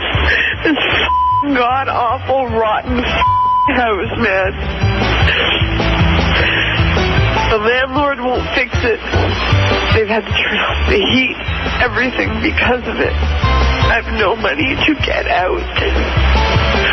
Do you think that you could just dig into your pocket just a little bit? Thank you, Jesus. The Howard. Who's jealous? The Howard Stern Show. Check out the TV show tomorrow night. The syndicated show, highlights from Pornoween. You see the porn star. You see the guys chasing her. You'll meet. I know everyone wants to see what it looked like in here. The guy who stuffed his daughter, who preserved his daughter, flew her in from Los Angeles in a body bag. That's going to be on the TV show this Saturday night, plus a Carmen Electra trifecta, an interview, tickle chair, and erotic bath. You must see it all. Crazy cartoons and much, much more. Right now, Robin, you can see walking into the room, there's Little Hercules. Little Hercules is, I think he just turned 8, I've been told. 8 years old. This kid is better built than most adult men. Little Hercules. He's little. He is little. You're 8, right, Little Hercules? You're 8 years old? Yeah, you're 8 years old. Is the microphone near him? Yeah, hold on. We're getting everything set up. All right. Now, here's a whole bunch of guys. How you doing, my man? How you doing, man? Who's that? You're the trainer? Well, it's a team effort. All right, sit down. We'll talk. Let me get you in front of a microphone. Lots of people here. A lot of people involved with Little Hercules. Wow. This is Little Hercules' dad. Hello, Dad. Your name is Pavel? Yes. And you are from Russia? Ukraine. Ukraine. And how long you been in the country? 9 years. 9 years. And you're in pretty good shape, too. What do you do? I'm training martial arts. Martial artist. Can you kick ass? What is his martial arts? What is your martial art? I am a brown belt in Shotokan karate. I could probably take you all out right now if I needed to. But I don't need to. You're my friends. I don't need to take you out. What do you do? What do you do? What is your... It's a family school. Veteran generation, father to son, father to son. You got a black belt? No belts in the family. No belts. That's a real karate guy. Yeah? No belt. No belts. They don't need no stinking belt. Well, let me tell you something. I don't eat any bread or rice. That's why I'm so ripped. I eat no carbs. Little Hercules, do you eat carbs? You eat no bread? No rice? What do you eat for your diet to get in this kind of shape? Vegetables and fruits. I eat raw nuts. I eat... My mother makes from fresh fruits a sauce and freezes it. It becomes ice cream. See what the kid who eats? Fruits. And nuts. Nuts and vegetables. That's what I eat. A little ice cream. That's why I am ripped. But did no meat? That's why I'm so shredded. And my mom makes cake from fresh fruits, fat-free cakes. Really? Fat-free cakes? But no meat, huh? Wow. No meat. Let me tell you something. What? Yeah, I like animals, and I don't want to eat them. You don't want to eat the animals? Let me tell you something. When you grow up and you're like me, you'll eat plenty of animals. I eat all the animals. No, I'm really surprised because most bodybuilders we think of as eating a lot of red meat. Yeah, you would think like protein and stuff like that. But you don't want to be big like Arnold Schwarzenegger. You want to be like ripped. You want to be lean. Is that correct? Yeah. Arnold Schwarzenegger wasn't ripped? He's big, though. He's like all juiced up. Actually, that's one of his favorites. Who, Arnold? Yeah. See how wrong you can be? You don't want to look like Arnold. Jackie Chan and Arnold Schwarzenegger. And now he has a new one. Jim Carrey. You want to look like Jim Carrey? You don't want to look like Jim Carrey. He wants to be an action hero like them. Comedy action But he hero. actually likes Jim Carrey's humor now. Yeah. What about Jean-Claude Van Damme? Do you like John? No. He's no good? Him, huh? Hey, watch him. All right, so, Dad, what kind of karate you do? You don't have a name for it? Like Shotokan? I was into Shotokan. What are you into? We have Cossack school. Cossack? Yeah. Like a Cossack? Yeah, Ukrainian school. Right. And you can and you trained your son in karate? I train martial arts and I train weightlifting him with my wife. You train him in everything? Yes. Now, I've heard all the experts say you should never train a young child in weightlifting because something about their bones are forming. Finished growing. It will stunt their growth, this kind of thing. Have you heard this? You know what, this is not the truth because if you train with heavy weights all the time, you can damage the kids. Yeah. But if you train with easy weights, it's really good for the kids. You know what is bad today? I did 6,000 reps of chest yesterday. 6,000? 6,000 reps. How long did that take? It took me about 16 hours. What you got? Human body grow to 25 years old. It does. This means you shouldn't start training 25 and 20 years old. Yeah, the kid's in good shape. I got to tell you something. How did he get so ripped? Yeah, how does he get so ripped? We're You have to remember, and Howard, you know, on your show you talk about you try to stay on a diet and eat. Now, what are you? You're the trainer, right? Well, no, we're the managers. My wife. This is my wife, Sherry. How you doing, Sherry? Hey, you got some hot wife. Oh. Yeah. Little Hercules, cover your ears. Frank, what are you? You're a manager of Little Hercules? Exactly. My wife and I are certified professional trainers. How you get a hot chick like Sherry? I mean, no offense. You're no physical specimen, Frank. How does he get certified? Yeah. Her white cane is sitting in the green room. Yeah, Sherry, really, what are you doing with Frank? No offense to Frank. He seems like a nice guy, but Sherry... He's very wonderful, and he must have a great personality. Are you two swingers or anything? Nothing? No swingers. We've been together 15 years. We've been married about 12. And Little Hercules, it looks like your trainer's had a few cakes and eating a couple animals. He's eating a few animals. Yeah, I mean, Frank, you ain't exactly ripped. Animals, yeah. Are you? Are you in good shape? I'm not. I competed as a competitive bodybuilder for many years. Now your wife's in good shape. I'll tell you that. What are you? Are you like a Miss America or something, Sherry? Miss Fitness America. Miss Fitness America. Yes. Oh, were you on that like ESPN show where you jump around? Great. So you train Little Hercules as well? We're his managers. Actually, his father and his mother train him. Well, what do you manage him to do? Well, we're getting him in the industry. He wants to be an action comedy hero in the movies. And right. Right now, he's working with he's actually the youngest human in the world to ever sign a deal with the largest supplement company in the world called Bodyonics Pinnacle. Mm-hmm. You take supplements, Little Hercules? Little Hercules, you taking supplements? Yeah, you are. Okay. Flintstone supplements. He gets some of his protein from the protein powders from Pinnacle. Right. But his father has designed some sublingual, which you put under your tongue, amino acids and sublingual. Well, it seems to be working. Multivitamins. It's amino acids, multivitamins, and oxygen. It helps me to be strong, healthy. Really? What do you bench? 200 pounds. 200? You can bench 200? You can't do that now, can you? Of course I could. He's the strongest human in the world, pound for pound. Really? Howard, he's almost 4% over his 4 times his body weight he can bench. Wow. And we documented that on national TV on Ripley's. But what about this being like maybe the kid, listen, the kid wants to please you, Dad, right? I mean, Little Hercules wants to please you. You know that. He wants the love of his father, and he knows this is important to you. This is all important to you. What about the fact that maybe Little Hercules should have more of a childhood? Instead of always being in the gym trying to please Dad and have the best physique, isn't that an adult pressure to have the best physique? Shouldn't a kid be out just playing baseball and stuff like this? But, you know what, ask him how long he trained. Ask him how long he trained. Ask him that question. Well, doesn't he do it? But doesn't he do it to please Dad and Mom and want it? Little Hercules, don't you feel some pressure to be too successful? You don't feel any pressure? Do you miss playing with the other kids? Do you have friends? Do you go out to sleepovers and camping and stuff? Movies. It goes to movies. Richard, if we were going to give you your choice to take you to the funnest place in the world. That's not the question I want to ask. That ain't the question.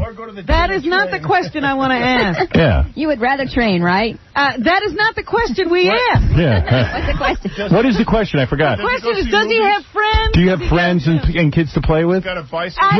Not you. I'm talking to Little Hercules. I was once Little Hercules. No, you are nobody. Come here, Little Hercules. Somebody put him in a headlock. Do you have a lot of friends to play with? Are you able to go out and make friends with kids? I have some friends. You do? Do you have sleepovers and do you have? You don't? Do you have? And what about school? Wouldn't you like to be in school where you get? Huh? I do homeschool. Homeschooling? Yeah. Tell him what you just graduated from. I don't want to get in trouble for saying it. I'm 10th grade. You just what? He just finished school, actually. You graduated already? Second year college. Not the college yet, but... So the kid is a genius. Next year you retire. Well, his mother finished a 4-year university in 1 year, and she homeschools him. Well, Hercules, you're telling me you were on the college level? Wow. Wouldn't you like to meet some other people, though? It seems like you're always around these guys. Yeah. We're his friends. I'm sure you're a nice person, but an 8-year-old wants a few friends his own size. We play, believe me. I'll play with you, honey. Let me tell you something. Little Hercules don't need to play with you. You got to go through him. Uncle Howie needs to play with you. Let me tell you that. He like it, he like to play guitar. He likes to play guitar. Computer. This is what he's. It sounds like a real solitary life, though. It sounds like little Hercules might rebel when he gets older. Are you afraid of that? Like when he turns 18, he might say, "You know what? Big Hercules too much pressure on me. Too much. I didn't have my childhood. I'm leaving. I don't want anything to do with any of you." Do you worry about that? But you know what? He put pressure on me. He does? No, I put the pressure on him. You do? It's just too much. I can't catch up with him. Really? We came back from doing a show yesterday. He went into the gym in the hotel, and we had to drag him out of it. Yeah, maybe he just has to get away. Have you ever thought of that? Or maybe because he wants to get your approval so badly, because he knows it's important to you guys. He loves performing. He knows He's the a more, ham. the more that You'll he see in a trains. minute. He's a ham, right? Now, little Hercules, what are you going to do for us today? Wait till you see this. Yeah, right. Little Hercules, you finished college. You're already the strongest human being on the planet. What do you do now? What's next for little Hercules? I'm gonna do a routine. You are going to do a routine. Now, what is this, karate? Are you going to do like Are you going to do kata? I'm gonna do some kicks, and I'm gonna do balancing and some split. And will you guys tell my audience at home what's going on? Because they won't see this till it's on TV. He's going to do his mandatory bodybuilding posing. Right. It's a program that the three of us have done all the choreography on and worked with to music. I'd love to see it. And then I will entertain all of you with my kata. Oh, he will do his What is so funny? Why is everyone laughing? That's one reason we came That's to why New York. I came, to see you. Little Hercules, not only will you perform today, but I, as am returning the favor to you, little Hercules, He will astonish you. I will astonish you with my kata. I will do some moves for you to show you my kind of karate. Yeah, I might need to do it with Sherry. She might need to assist me. Right? Yeah, and little Hercules might need to leave the room. All right, little Hercules, let me take a look at what you do. This kid is the most muscular. I saw him on TV. For my act, go ahead. Yes, please. For my act with when I do my kata, I'm gonna need a condom. If somebody has one. Please. No offense, Frank, All but right, Sherry and I take need little Hercules over to the staging area. staging area. Here goes little Hercules. He's wearing some sort of pajamas, little Hercules. Well, they're snake skin. It's like a circus performance. They'll come off in a minute. He's gonna strip down. Now, isn't it true they didn't want little Hercules wearing short shorts on the Ripley's Believe It or Not TV show? No, that's And not you guys insisted? Yeah, I heard you guys insisted that he wear Daisy Dukes. Yeah, is that true? We had him in a big thong. Just for you, Howard. You got to see what we have for you today when he strips down, though. Yeah. But you guys, isn't this seriously? Now that little Hercules is away from the microphone, They don't even realize. you don't think that this is sort of abusive? You know what? Because he's like a trained little monkey. Any other parent in the world, they would never allow their children to do anything that would harm them. Right. Because they love their children so much. Yeah. But, there are a lot of people who said that, and then they raised, some of those kids from different strokes. Yeah, like John Benet Ramsey. They thought it was cool putting the kid in pageants and stuff. You know what I mean? You know what happened when he was All right, I think hold it. little Hercules is... Little Hercules is... I'm going to tell the audience what's going on. Little Hercules is standing on a wooden... What is that, Robin? A little we call it a stick. It looks like a bamboo sake holder. It is. It is, right? It is? It's what you put sake in. Not sake, but... It's some kind of a holder. It's some kind of like bamboo thing. Go ahead, little Hercules. Do your thing, man. Look at this kid. This stick more of 1,000 years. You gotta, no, just stand back from him. Stand back from him. Leave him alone. Let him concentrate. Casey, you big blockhead. Stay away from little Hercules. That kid has amazing balance. You don't want to get kicked by some of these. Could he kick the ass of a 6'5" man? He can kick you in the face about 45 times in 15 seconds. Wow. Well, not Howard. Howard's 6'5". Yeah. Look at that. The kid's an incredible athlete. Why not put him in the Olympics? It's like gymnastics or something. Gymnastics is bad for the kids. It is bad? Really bad. Why? Because it stunts their growth? Yeah, because it's all this from jumping, from acrobatics. It's also a problem. Are you looking at that, Howard? Oh, my God. Yeah, little Hercules has 1 foot over his head. Not only over his head, it's almost behind his back. Yeah, little Hercules is quite the athlete. Wow. I'm really speechless what this kid can do. Standing on this little Okay, let me tell you, he can 10-inch thing. He can do this, Robin, if he wants, for 30 minutes on one leg, and then switch over to the other leg and do another 30 minutes. What is that, punishment? You know what? He's doing like the Jean-Claude Van Damme thing, except he's really doing it. Van Damme wishes he could do this. Right. He wishes he could do it. This kid is... What age is he going to be allowed to date? Because he's going to be able to get lots of chicks. Wow. Uh-oh. Oh, look at this kid's body. Oh, my God. Now, what is he... Little Hercules is wearing a Speedo. Look at the size of this kid. Does he have hair? He's got the best abs in the business. He's got an 8-pack. How do I get abs like that? Teach me. You know what? It's most from food. What you eat? It's from the food. Hey, give me some of that under the tongue stuff you got there. The kid just did a split. Into a double bicep. The kid's in great shape. Wow. Watch these kicks. Wow. Good God. All right, I'm not messing with you. Hey, Richard, go I think he could kick my ass. I think he could kick my ass. We don't. Fabulous. Fabulous. Look at the abs on that kid. Now, that's from what you got him eating? 85% of his results comes in his supplementation and his diet. Yeah, but why don't you put me on Well, that? give us those supplements. Yeah, I want to be in that kind of shape. All right, good job, kid. Little Hercules. And he throws a kiss. The kid's got a whole routine. Howard. What? I said, Richard, go give Howard a kick. No, don't kick me. The kid's great. The kid's great. Look at the size of that kid. How much does he weigh? He's about 63 right now. 63 pounds. Now, on Ripley's at 59, he set a record pound for pound, strongest human in the world. He did 200-pound bench. On Guinness Book, next week on the 17th, at 63 pounds, he's going to do about 210. Kid's pretty ripped. Do you know what? He doesn't do weightlifting, heavy weights. Yeah. He do 1 time in 2 months. Really? 1 time in 2 months heavy weights. He doesn't lift heavy weights. It's mostly his diet that gets him in this shape. And most of the time it's just martial arts and... No, he do weightlifting only with small weights, with dumbbells. Mostly with dumbbells. Dumbbells. And maybe I'm lifting too much weight, Robin. Yeah, go back to dumbbell. And you say this is healthy for a kid? It doesn't hurt his growth? It doesn't affect him He's been tested by doctors. to be this muscular? Is he normal height and weight for his age? Exactly. He's normal everything. He was tested by his pediatrician before he even did. Hey, honey, let's see you do a couple of routines. I can do those moves. You can? Let me see you do it. Your I'm not that routine good, but from ESPN. I'm in a dress right now. So That's all right. That's the way I like it.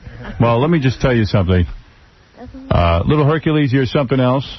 I wish you luck. I just hope you have a couple of friends to play with. I hope you don't miss that aspect of your childhood. But you're in great shape. I mean, the kid is incredibly gifted as an athlete. Thank you. How did the whole thing get started? I don't know. What did you do? You start him at 2 years old? No, can you ask him? Yeah. What age did you start doing this? Did you say Since I was born, I was starting stretches. Then about when I was 2, started martial arts. Then maybe at 3.5, I started weightlifting. Weightlifting at 3.5. And what do you do with a kid at 3.5 to weightlift? He starts weightlifting light weights on the ground. On Right. the carpet. I do little weights, maybe 1 pound in each dumbbell, and I do curls. Have you ever been hurt? No. Wow. The kid's got better biceps than me, that's for sure. Got better everything. Got better everything. How do you punish him? He has a little sister who is 3 years old. Is she starting to train? And she started training. How do you 2? punish him? 2 years old. 2, and she's training? She's training as well, and she's ahead of him. Do you ever have to use your karate on some other kids, like if they get out of line? Have you ever had to beat someone up? I had a competition once, and I broke a rib of a 12-year-old. Oh. You did. You kicked his butt. And I was only 6 years old. He was 6. The other kid was 12, and the father of the 12-year-old signed a release that says that your son can fight my son. And Richard went in. I believe he threw like 2 punches. He broke his ribs. He put the kid in the hospital. And it was But after this, he said he never want to fight. now he never. Richard says, Dad, I'm afraid. You don't want to fight because you don't want to hurt other kids. Anybody, It would upset you to hurt the other kid. Weapon. Yeah. I didn't know I was going to break him. So. But did you ever have a kid, like, in the neighborhood call you a name or something, and you get into some kind of fight, and then you have to, and you have to kick his butt? You know what? Only problem sometimes before it's long hair. But long hair, yeah, because you have the long hair. hair. Do they ever say, "Oh, you look like a girl. You got the long hair"? Same thing with me. I'm very feminine. I got the long hair. You actually cut your hair since. I did cut my hair. But you got the long hair, and some of the kids say to you, "Hey, you look like a girl," and then do you have to beat them up? No. No. What do you do? What do you do? I just tell him I'm a boy. You did. That's it. And they go away? if we wanted to cut your hair, would you let us? No. Tell us why. Never. Why? Why do you? Because my grandfather is Samson. If I lose my hair, I'll be weak. Really? You feel your hair is tied to your strength? He won't cut it. His father would cut it if he'd let him, but he doesn't. Oh, well, he trims it. You got to trim it a little. We just trimmed it recently, yeah. But you like this look?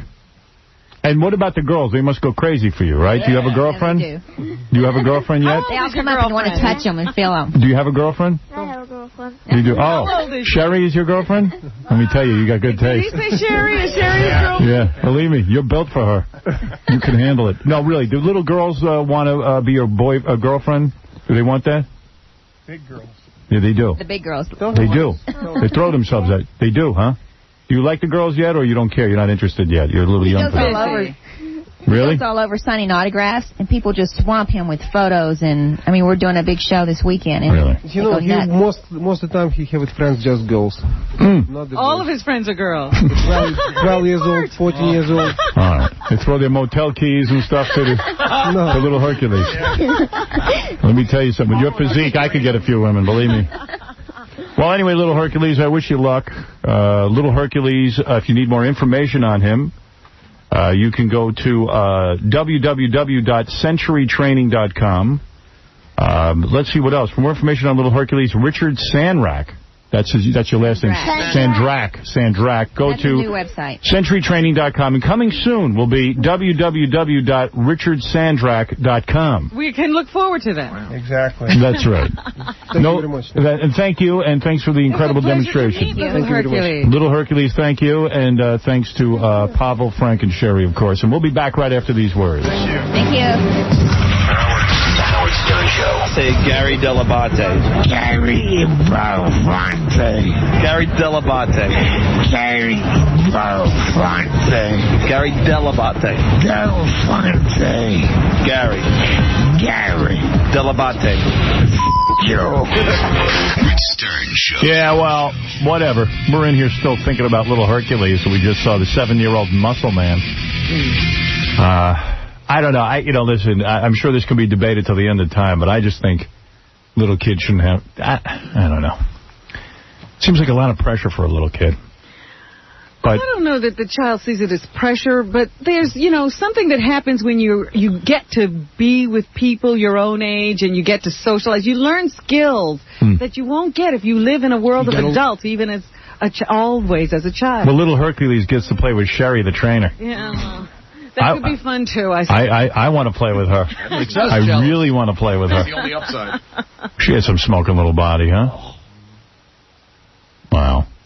All right, well, I got a bunch of stuff planned for today. Don't forget, if you want to see some of the things that go on in here, this Saturday night is the guy who stuffed his daughter and preserved her. Check it out. Also, Carmen Electra in the tickle chair for you foot fetishists. It was funny. Yeah, it's very funny. And Carmen really is ticklish. Yes. and I scrub her little nubbins with my feet. And also you see Pornoween, which is a whole bunch of fun, too, and that crazy cartoon of Gary crawling out of the sea. It's a lot of fun, but, of course, the highlight is the taxidermy dude. Oh, yeah. And his daughter. So funny. We're going to get to the game with Mike Walker, but... Who's playing with us this week? Well, I figured I'd let Vin the Retard and Speech Impediment Man, because they challenge each other to stand up. They both claim to be stand-up comedians, Vin the Retard and Speech Impediment Man. I've allowed each of them 1 minute. And then you will judge, Robin, on a scale of 1 to 10. You, Jackie, Fred, and me. Who is funnier? They have 1 minute to prove their skills. Ladies and gentlemen, first up, Vin the Retard, I take it. He has 60 seconds. There's a clock behind him. And he will be brought in here. Vin the Retard is still insisting he's a comedian. At home, you decide. And we're just giving him one score, right? No presentation and material. And no. That's it. It's the 1 to 10. One score. Who's funnier? Vin the Retard. 10 being the funniest? 10 is the funniest. Or as they said on Friends last night, 1 is the highest. They're judging on 1 to 10. And that guy Joey goes, 1 being the highest. It's just funny. I do like that show. It's a good show. But Buffy the Vampire Slayer and Angel are the best shows on TV. Well, I don't know about that. West Wing is really I never good. saw it. You've got to see it. Really? Oh. Put it out on DVD. I'll watch it. Jackie, call them and tell them to do that. I will do that. Hey, I got an idea for you guys. It only costs you a couple of $1,000. What's going on? Are we doing this? Well, yeah, where's Vin the Retard? I'm vamping, bro. Casey the Retard. Casey the Retard's handling Vin the Retard. He doesn't even tell. Ladies and gentlemen, you know him as Vin the Retard. He's mad because he hasn't been able to get a break as a stand-up comedian. He's wearing a suit. He's up against a brick wall. He has a microphone. Stand-up comedy, one of the most dangerous sports in America, where a man stands alone with a microphone and attempts to be funny. Vin the Retard, how are you? Fine, Howard, how are you? What is that? How are you, Howard? All right. Are you ready to go into competition with Speech Impediment Man? Yes, I am. You understand the rules. You have 60 seconds to make us laugh. Okay. No. There's a clock behind you. I will signal you when you are done. Okay. All right. Can I start? Please do. Okay, I like to start with a little Jackie-like joke. How can you tell it's an all-gay window replacement company? How? The corking guns are under lock and key. The what? The corking guns are under lock and key. Okay. Okay. Right.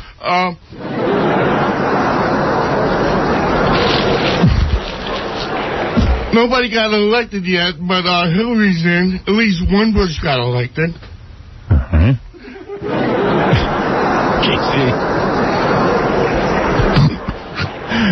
But the Clinton camp is euphoric now. They have a sense of invincibility. I understand that Socks the Cat is going to run for governor of California. 15 seconds left.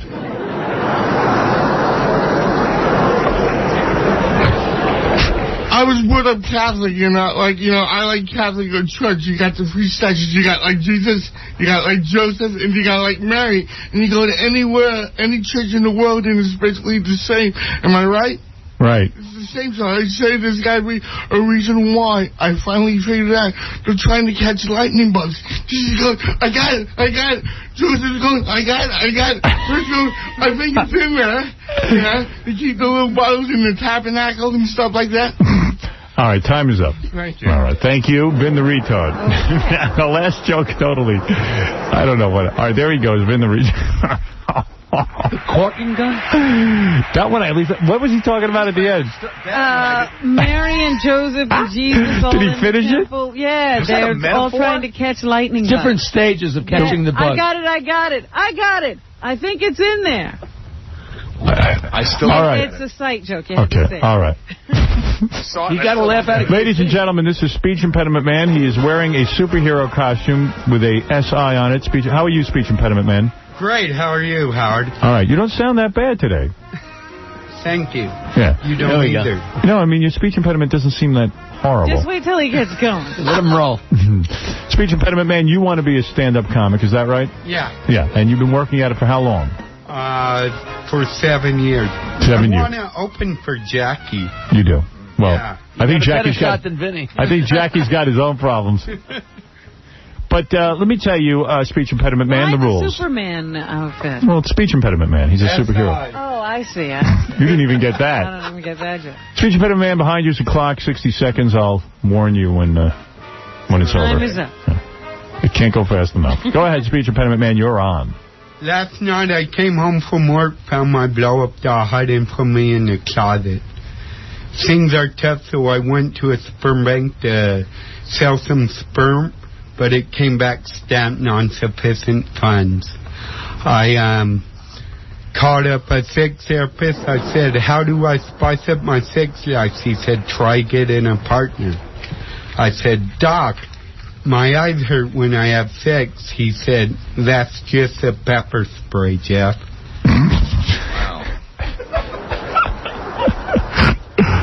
I can't even get my dog to hump my leg. All he does is pee all over it. My life is... He's breaking himself up. Go ahead. 14 seconds. Getting left. 13. My life is really messed up, but last night I was at a bar and a girl goes, Speech Impediment Man, I want to have a kid with you. I go, why's that? She goes, 'cause I want to collect disability just like you. All right. Well, time is up, and maybe that's a good time to... choice. Wow. I'm not sure. I'm not sure. I'm not sure anybody got a one. Let's bring Vinny back You in. know what I and- think? What? I think they should team up. That's not the option, Jackie. You have to choose one over the other. It's a competition. It's a comedy competition. Let's bring Vinny back in to stand next to the great Speech Impediment Man. Speech Impediment Man, how do you think you did? Did you hear Vinny's performance? Yeah, I did. I think, well, these jokes have been working in L.A., so I think they should have done good. All right. You did. Now, do you think you did better than Vinny? Put the mic near Vinny. Vinny, did you hear Speech Impediment Man? Yes, I did. And how do you think you did I think I did a little better. Just a bit. Okay. All right. I got one more joke. Where are your teeth? In my mouth. No, smile. He's missing all his front teeth. We've known that for some time. But what happened? I thought you were going to get new teeth. Well, I'm still working on it. All right. If he could get a gig, he could get some teeth. All right, well, the two of you have performed, and now I guess you're anxious to find out who won. Is that right? Yeah. Like Gore and Bush, they're anxious to know who won, but... Oh, can I say one more joke? No. All right, go ahead. Well, I think Clinton actually wants Bush to win, because if he wins, he'll be exactly where he wants to be, in between two bushes. Excuse me. What? You should quit while you're ahead. Vinny, you want to get one last joke? Yeah, I'd like to congratulate Jackie on his new CD. I really, really love it. It levels out my couch perfectly. What was the punch? It levels out his couch perfectly. Oh. The Jackie CD. Just cost you a point. That's funny. It's funny, though. All right, let's go to Jackie Jokeman first. He's an expert. He's an expert. Who do you think won, and what is your point score? It's hard to know where we should start, you know what I mean? Well, how about starting like this? How many points for Vin? Is the best out of two of them a 10? Who's funnier? And I say Vinny 6 and Staten Island Man 4. 4. Speech Impediment Man 4. All right, Fred, what do you say? The important thing being the spread. I give Vinny 1.5. And I gave Speech Impediment Man a 0.5 point. Ooh. Wow. A win's a win. A win's a win. That's Robin, go ahead. I gave 1.5. I gave Vinny What a dick. 4 Mm-hmm. and Speech Impediment Man a 5. He beat I Vinny. could at least understand his joke. But he didn't have a point. I, on the other hand... What debate were you watching? What is that, Speech Impediment Man? Thank you, Robin. She's a flirt. I'm going to tell you something. I believe is a statistical dead heat with an even 0. But since I have to... But you have to give him something. Both of you are unfunny, but I am with Robin. I am going to give the edge to Speech Impediment Man by a point. Yes! I'm going to give him 5 points and give Vinny 4, and I'll tell you why. Because at least there was a joke. Yeah. Vinny, a lot of times the jokes, I'm not even sure. Gobble up your jokes. Vinny's delivery is funnier. And if he needs Speech Impediment Man's material. Yeah. Should steal his material. Want me to write for you? Of course. Yeah. So, That's funny. That was funny. Speech Impediment Man should write for Vinny. So you're both pretty statistically even. That's great. No, it looks like have Vinny you pulls been it out. working out at all? I mean, have you been going to comedy clubs? Yes, I have. I'm performing tonight, actually. Where? Let's give you a plug. In Medford. On the gate. In Mexico? No, in Medford. Oh, Medford. Mexico. Practically in the water. I have to talk slower. What is the name of the club? I would love everyone to go see you. The Gateway Comedy Club on Route 112 in Medford. And you get paid? Yes. How much? Gateway to A little Riverhead. bit. Just $50. Just the opening act. I just had like 8-10 minutes. I'm the opening act. And what do you tell the people in the audience? That you're drunk? No, I tell them I'm disabled, and I go through the whole spiel that I'm 45 years old. I spent the entire 60s and 70s telling people, no, I don't have no more lewds. All right. Why didn't you use that? Yeah, that's funny. Because I did it before, so I wanted to do different stuff. Yeah. I didn't want to repeat. You gave us your worst material. Well, He won. So what an idiot I am. Vinny won. Well, Vinny, you did win the competition. I lost. No, you didn't. No, you won. You won. 2-2. I don't know. Did anybody tally up our Yeah, votes? Vinny won by a half point, no? A half a point. All right. Boys, why don't you sit on the couch and we'll play the game with Mike Walker. What is it? Yeah. You know, Vinny gets very upset when you call him a disabled comic. He goes off on people that I don't call him that. I call him Vin the retard. When people call him a disabled comic instead of just a regular comic. Well, let him. So who cares if he's upset? You know what I'm saying? Who could tell? Who can tell when he's upset? All right, Vin is sitting down. Speech Impediment Man. Speech Impediment Man, what do you have? Do you have cerebral palsy of some kind? Oh, my goodness. Speech Impediment Man? No. What do you have? bad case of blue balls. No, really, what do you have? You have some sort of disease, What's wrong right? with you? You have a handicap of some sort? Well, I just have a hair lip, and I am kind of uncoordinated at times. Mm-hmm. And Vin, you have real problems, right? Right, I got cerebral palsy. You have cerebral palsy. Yes. Yeah. I was a birth defect. I wrapped a breech in the umbilical cord wrapped around my neck. Oh, You lucky had it you. all wrong. Boy, you're a lucky man. Very lucky. All right, boys, give me a break and play this game with me. Mike Walker is on the phone, the great Mike Walker. How are you? I'm fine, Howard. How are you? Good. We got Vin the Retard and Speech Impediment Man playing the game. Ah, gentlemen, how are you? They'll be playing for somebody at home. If the person at home is lucky enough, they might win $1,000 Wow. from i1.com, the great i1.com. If you're a registered user of i1.com, you can win $2,000. Like Yahoo, i1 is a search engine on the web, except they give away $10,000 a day, $1 million a month, and $10 million on tax day at i1.com. Now, Mike, you, of course, wrote the novel Malicious Intent, a Hollywood fable. It continues to be a bestseller. And Mike Walker has a TV show every day on TV. Check your local listings. It's called the National Enquirer Uncovered. Mm-hmm. And let me get a contestant on the phone to play. Okay. All right, let's see. Let's go to Bob. Hi, Bob. Hello. Ready to play? Yeah. All you have to do is, are you a registered user of I1? No, I'm not. All right, so you're playing for $1,000. Yeah, it's not Bob. It's Double A. Double A. Yeah. All right. If Vin the Retard or Speech Impediment Man get it right, Okay. you get $1,000. Cool. They each get a vote? That's right. I'm going to give this guy double the chance because I'm magnanimous. Excellent. All right, Mike? All right, Howard. Mike's going to give us 4 stories. Pick out the false story. It's that simple. Okay, here we go. Story number 1. No star in Hollywood is more down-to-earth than sweet Sandra Bullock. She slipped into a seat at the rear of the Gramercy Theater to see a play when a starstruck usher spotted her, quickly rushed over, took her by the arm, and volunteered to take her to a better seat down in the front. Sandra, however, said no. She explained this was the seat she'd bought. But you're a star, said the bewildered usher. Sandra's response, no, I'm not. What do you make of that? And how'd that get in the paper? Never happened. Exactly. Go ahead, number 2. All right. I say she did it so she'd get in the paper and then told the paper.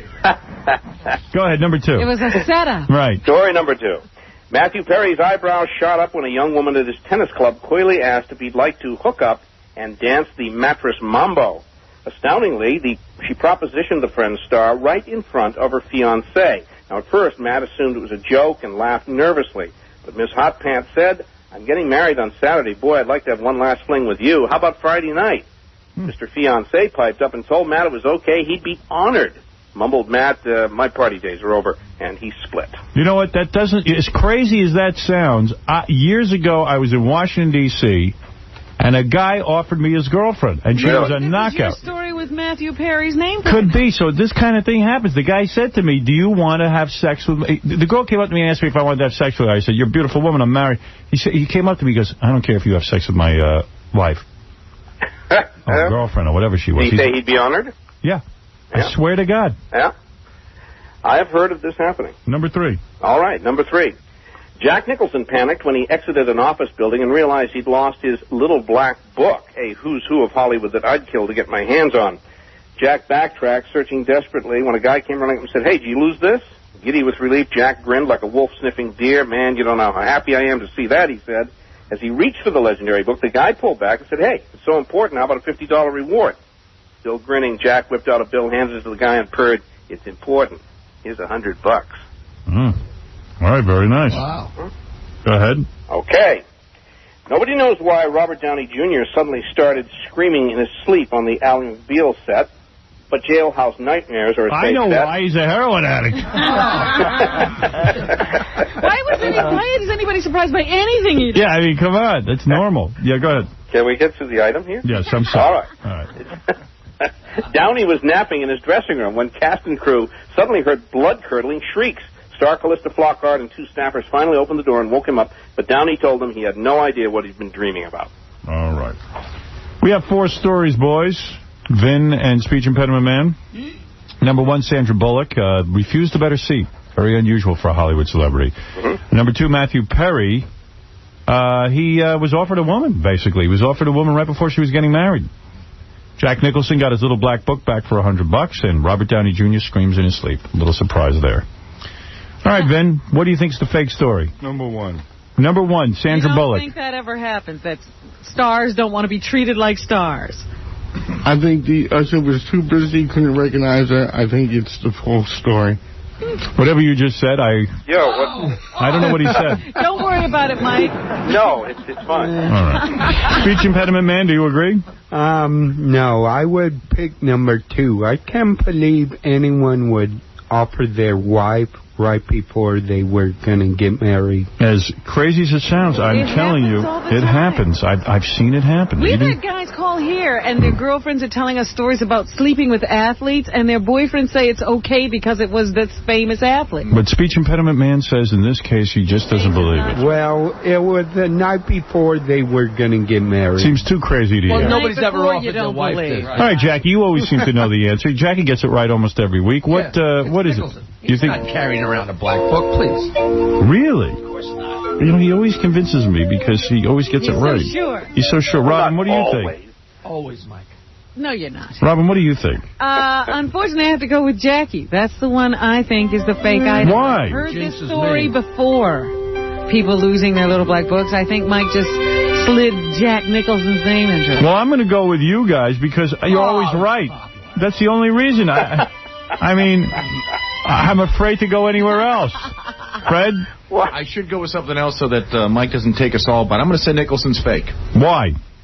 Because Jackie says so. Nah, it's like the black book. I mean, I don't know. It's a little far-fetched. All right, you're playing for this guy, Bob, on the phone. Is that right, Bob? Double A. Double A, I'm sorry. Okay. You're playing for Double A for $1,000. Vin the retard says Sandra Bullock. Speech impediment man says Matthew Perry. The rest of us say Jack Nicholson. Right. And nobody picked Robert Downey Jr. Nobody. Nobody did. We believe good, because that is not the phony item. All right. Come on, man. The phony item is Sandra Bullock. Wow, Vin the retard. And Double A, is it Double A is your name? Yes. Double A wins $1,000 from I1.com. You're the man now. Dude, There you go. me. Cool. That's the first time anybody's ever won. Hey, Vin, you're not such a retard. No, I think it's actually the second time, Robin. Yeah, Vin, No, I meant the I1 cash. No, that's what I'm saying. I think it was the second This time. is the second time, and it was Vin who got it right.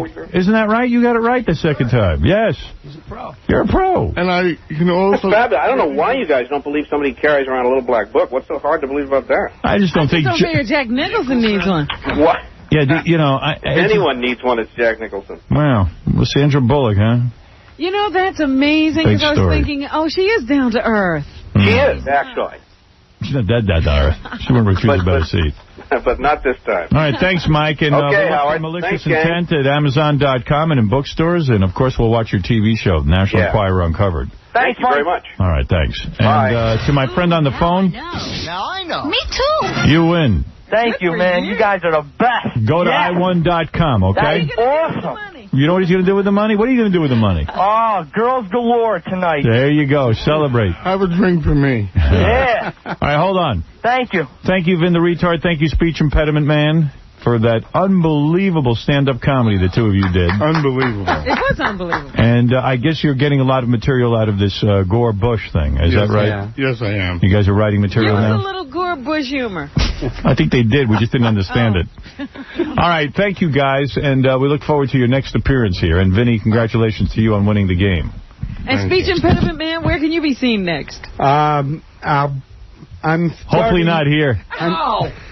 I'm starting a comedy show in L.A. at the Laugh Factory called Comedy on Crutches. Anyone that has a disability, they could perform. Howard, you could be Nose Man. Jackie could be Drunk Man. Vinny could be Vinny the Retard. Right, all right. That's great to know. Anyone that wants to email me, I'm at Speechman2001. So you're envisioning a whole night of guys who have horrible deliveries. Is that it? Like the Star Wars bar. Yeah, basically. I see. And afterwards, we'll go out drinking. All right, very good. All right. Thank you, Speech Impediment Man. Vin the Retard, you're on your way. You won the competition as well, and it's a big winning day for you. We'll be back right after these words. Stern. Hi, this is Heather Locklear, one of the stars of Spin City. I know you might find this hard to believe, but I came from Indian ancestry. My last name, Locklear, means hold fast in Indian. Howard Stern's last name comes from German heritage, but in Indian, Stern means tall guy with a big beak. So, from high atop the Howard Stern building on the Stolen Vehicle Police Recovery Network, here's your pal, Howard, tall guy with a big beak. This is the Howard Stern Show on WBC.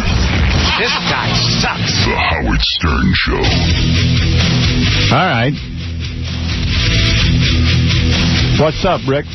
Yes, good morning. Yeah.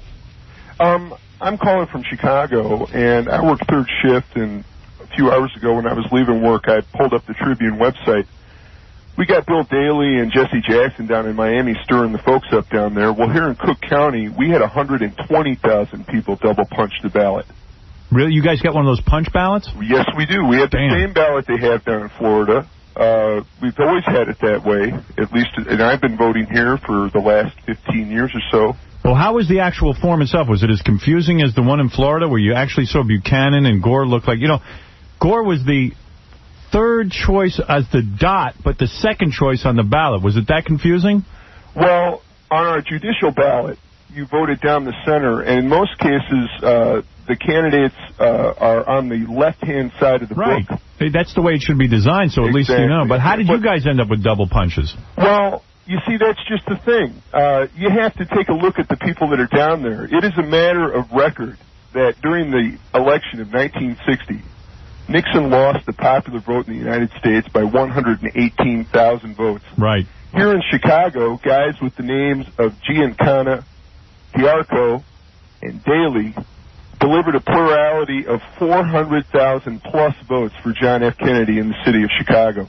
The plurality here in Chicago this year was over 600,000 votes for Gore over Bush. Well, and isn't we've got it time? 120,000 double-punched ballots in a much simpler ballot, a much less confusing ballot. I don't know what the answer is. First of all, I read in the Wall Street Journal.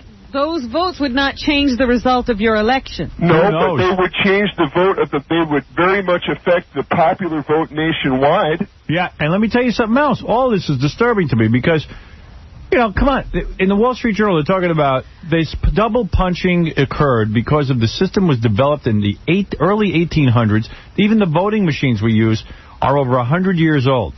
Well, the logic is, they're saying that 19,000 people in Florida would have voted for Gore. Well, why wouldn't that same logic reverse itself and say that those 120,000 people would have voted for Bush in Chicago? Could be. And that very much affects the national outcome. Absolutely. And Mr. Daley is down in Florida saying that those people were disenfranchised, that democracy is on the rocks.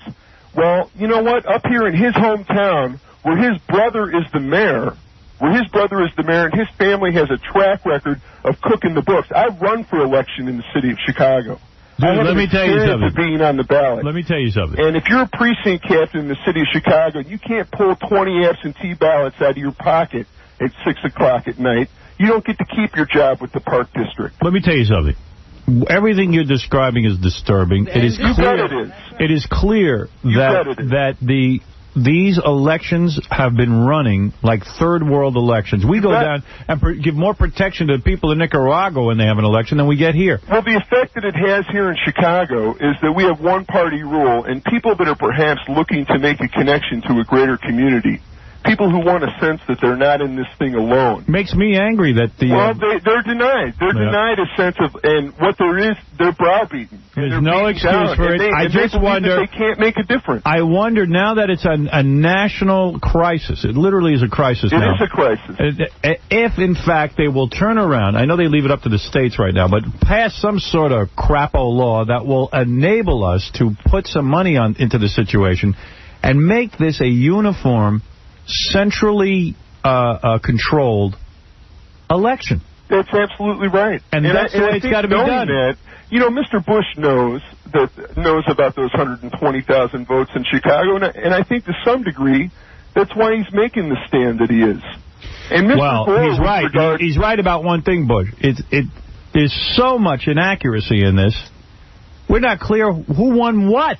We've got forget about Florida. We have a much simpler ballot, a much simpler, much clearer ballot. It's a way simpler way to handle it. And you know, Florida. Listen, you got to admit one thing. What they're talking about in this recount is in Florida they had to throw out 19,000 votes because we threw out 120. We know. But I'm saying it wouldn't change the result of your election. It's all come down to Florida. Robin, it wouldn't change the result of our electoral college. You're absolutely right. The but it could very well affect the national election. That's right. What we're talking about with Mr. Gore is because he won the national election, and his plurality in the national election is only slightly more than 180,000 votes. There's no argument. Is based on the electoral college. There's no argument here. I think if you went back and checked every state, who knows what the outcome would be.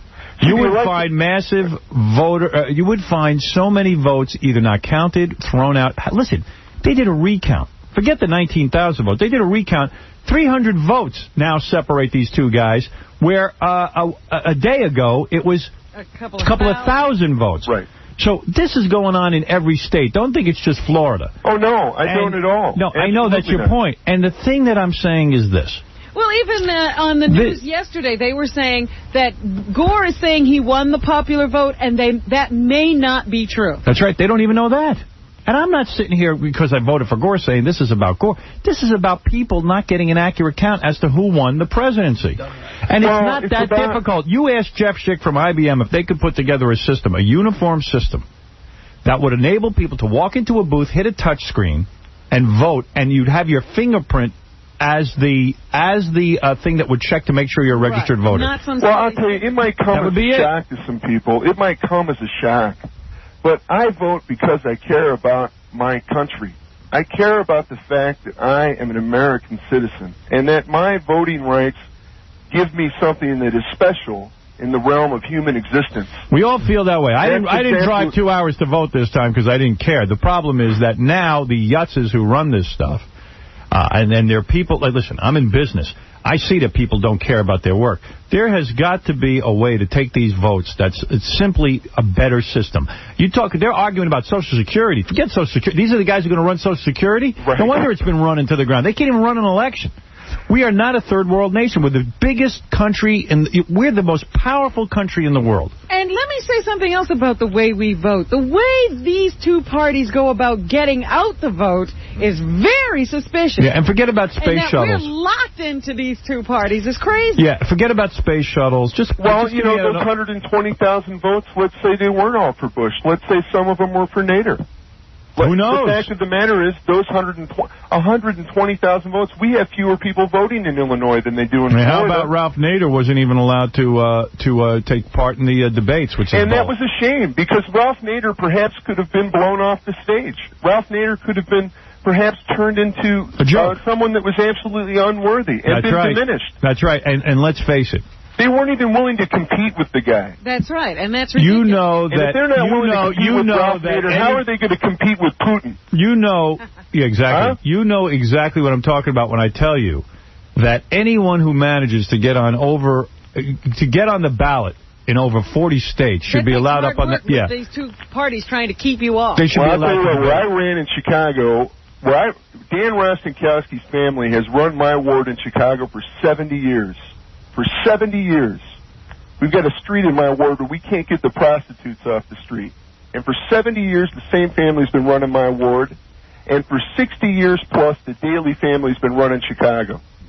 Yeah, so what's your point? There are powerful, powerful forces that play out there. Well, I don't know about that. I think that people vote like sheep. Rig the game. No, they don't rig the game. Let me tell you something. They're very docile, and they let things happen. That's right. If you put someone else's campaign sign in your window and you run a business in the city of Chicago, you're going to have a city inspector knocking on your door. People are afraid. People are afraid. If you want to change. But, dude, on Long Island, for example, if you run as a Democrat in some of the local governments here, right, local elections, right, Probably run out of town. You will never win. It's only Republicans win. You'll never win, and you know what? You'll never be successful. You want to run as a Democrat in Long Island? You want to be a real estate agent? That's not that people are afraid. People that's how they vote. They you want to run a business in Long Island, you come out as a Democrat, and you stand before the community, you're done. That's right. Because you're not going to get a business license. Well, but you have a closed ballot. You could vote those guys out. People are sheep. They don't vote them out. Well, you know, they should just vote them out just on principle to just say, hey, let's have a change. I was talking to a guy the other day, and he was telling me a story about his father here in the city. He had a grocery store, and the precinct captain would come around and say, hey, your sons haven't voted. And the father would call him up at work, and he said, hey, get in there and vote. And they know who you're voting for.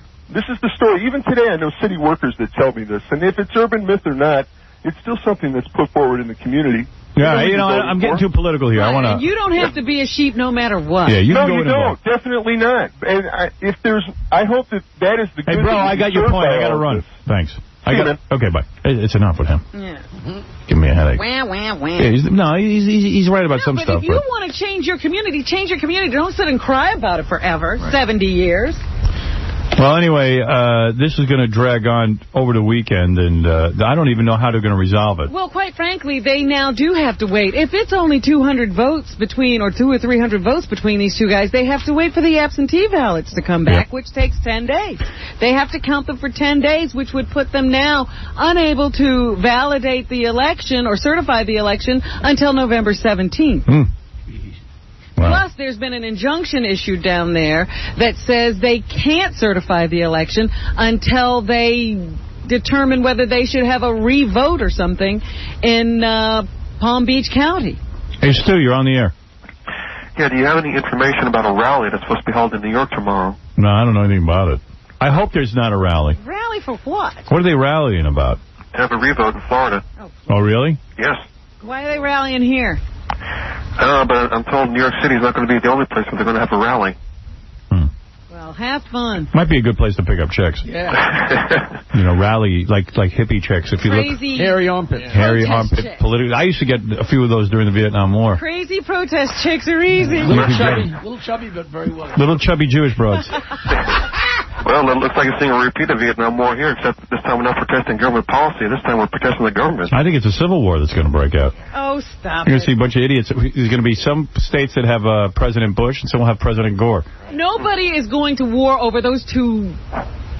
You'll be surprised. Anti-weight. People are going to start rallying. And for a lot of people, the two of them just represent the same batch of immorals. Yeah. All right, bro. Take care. Later. Eric. What's up? Howard. Yeah. These people are so stupid. If they realize they punched 2 times, why not just turn around, go back where they got this ballot from, and get a new ballot? They don't know what they did. That's the problem. I can't believe. I just can't believe. If these people 19,000 people are, they shouldn't have a right to vote. That's not. This country is about stupid people having the right. What is it, Casey, speaking of stupid people? Come on, man. You said you wanted to play this game. All right, what do you got there? All right, we're going to play the Who Would You Want to Kill Off in the TV show. Quickly, go ahead. Give me a TV show. A-Team. A-Team? I don't know all the characters, but the lead guy, Hannibal. No, they wanted Mr. T off. No. Why? He was the whole show. No, B.A. They wanted him gone. All right, go ahead. The X-Files. I think they kill off the person they know the best. It's a broad on the X-Files. Yeah, overwhelming. Yeah, she's an annoying broad. And then he could get a hotter broad. Oh, she's very pretty. Please. She's kind of sexy, no? No. Just something that she's like... You wouldn't know. You're gay. I'm telling you, she's not sexy to heterosexual men. Yeah. Yeah, all right. Yeah, you know. Right, go ahead. Okay. Yeah. Full House. Full House. Who's on that? John Stamos? I watch that show a lot. Yeah, they killed John Stamos. Let me think. Don't say it. It's very close. I think it's Bob Saget. John Stamos. What does it say? No, it's the twins, and they're separated by like 2. The twins were hot to look at. They were fun. They were 3 years old. Yeah, they were fun. They were cute. And then second came Steffi. Really? Steffi? Oh, yeah, the blonde. Yeah. Yeah, get rid of her. Who's Steffi? That I go. The kids? I thought it'd be Saget. Stamos. Muppet Show. The twins should have lifted weights. Yeah, right. Like little Hercules. What? Muppet Show. All of them. Yeah, kill everyone. Kill them all equally.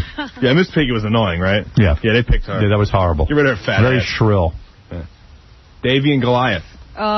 We already went through that one, the little sister. The producer. Sally. Yeah. Why did they kill the little sister? She was annoying.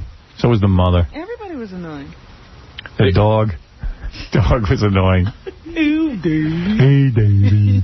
You know Jesus is going to be with us. Get rid of him. Why does Jesus never show his face to us? Because, Davey, he loves us all. Dog never had a good answer in him. I know. Malarkey. Yeah. And Davey never had a good question. He was terrible, too. Go ahead. Son of the Beach was updated. It's 500 votes. Right. Who do you think?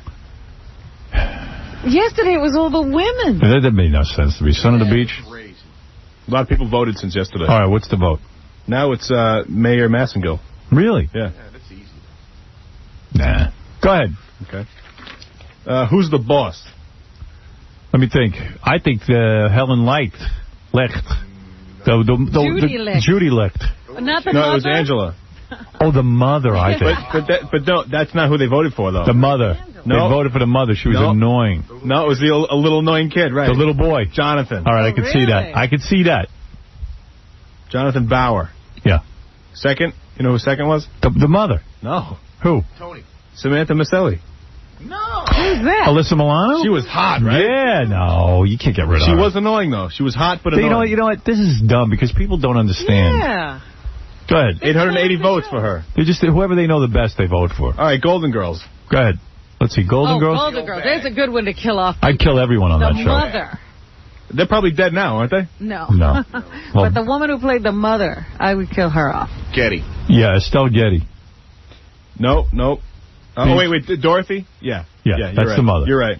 1,000 votes. And then next is like 600. Who's that? B. Arthur, but that's silly.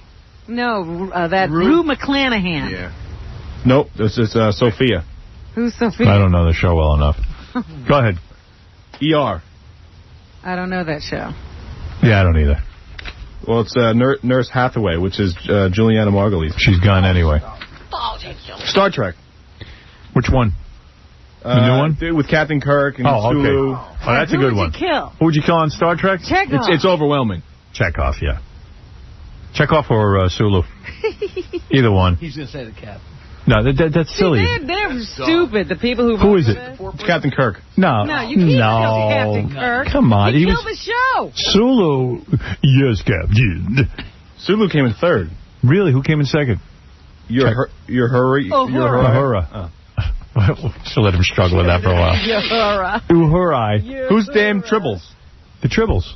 Who's that? The Tribble episode where the Tribbles... That doesn't even count. That's silly. You can't kill off Tribbles. That's one of the problems. That's not Go ahead. It's not real. And then... kill the Tribbles? That was one episode. You don't kill the Tribbles. I guess they didn't like the episode. Play their own game. They took the Tribbles and they actually ejected them into space. So they kind of did kill them. Didn't they ate grain that was like poison. Yeah, they killed them. That's right. They poisoned them with the food. Good. And the last one I got is The Simpsons. I don't know that show. Don't even care. Don't even care about They're it. cartoons. Yeah, can't vote on cartoons. Gotta vote on real people. They voted Bartoff. Bartoff, yeah, Bart Simpson. Okay, thank you. Okay. Way to drain the energy out of the room. God, I just killed the show. He walks in, it's like somebody just left. All right, a couple of news stories, Robin. Let's go. All right, of course, everybody's still crazy over the election in Florida. Yesterday, they were supposed to announce the results of the revote, and they still couldn't make an announcement because they were having trouble counting the recount of the election. So there have been a couple of legal moves made down there. An injunction has been issued to keep the election from being officially certified until Tuesday, when a judge can rule on those problems with the vote in Palm Beach County. Do I have to go down there and settle this? You know, I didn't even think this was going to be the lead story. I thought the lead story was Darryl Strawberry saying, "I'm never playing baseball again." That's funny. Come on. Did you see he said that? Lead story? Yeah, come on. Who doesn't know he's not playing? That's what's funny about it. Darryl Strawberry, "I'll never play again." No kidding, dude. You can't even get out of jail. Yeah, They don't get have out of jail. baseball teams He where also you said are. he's never going to be president. Yeah. I mean, that's the funny He's story. never going to be a brain surgeon. He's never going to go into space. Everybody knows that the election's completely screwed up. Can you believe that this is screwed up? This is amazing. It is amazing. It's a great story. I love it. I love it. Anyway, what's going on down there? The people are protesting, and people are screaming, and they're still trying to figure out who voted for what. Eventually, we'll get tired of the story, and just there'll never be another president. And the Bush and Gore campaigns are both asking for recounts in certain areas. The Gore people want a hand count. Good. Of some of the vote in some counties. In Volusia. Isn't that on Mars? Volusia. Yeah. The judge, Michael McDermott, has ordered a hand count of all votes in his county. Can I be dopey? 3. Yeah, go ahead, be dopey. What's a hand count? I don't know. That's actually, sometimes they put the votes in a machine and let like a money count. They let the machine count the votes, but this time they want them to look at each ballot. like an automatic money counter type thing? Right. They want them to look at each ballot and count it by hand. Right. So, and look for improprieties.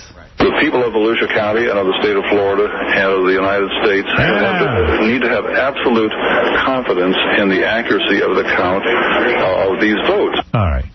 Here's Randy, who is Ricky Martin's producer. He has something to say. Go ahead, Randy. Ricky Martin's producer? It seems like all these votes are in like weird hillbilly counties, like just really weird. You know, actually Bush picked up some votes as well. It seems odd that they can screw up this many, votes. This is just disturbing. Oh, I thought you were going to say something interesting. No, it's yeah, not about that Ricky Martin. But I will say that the other day, like there was so. Why don't you tell us about Ricky Martin? What's going on there? I don't want to hear him comment on the election. Yeah, what about Ricky Martin?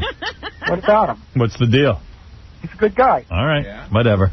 Great guy. I was going to ask you, have you seen the latest posters that they put out? Ricky Martin, I guess, has a new album coming out, right? Yes, he does.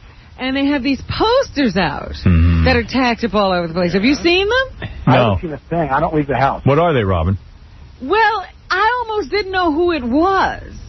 You know how George Michael suddenly looked different? Uh-huh. Ricky Martin suddenly looked Was he got, like, facial hair? No, it's just a very weird haircut. Is he a good kisser, Randy? Oh! Is he a good kisser? He's a good guy. Is he a good guy? Yeah, I've only ever seen him with women, I'm being honest with you. Really? Yeah, really.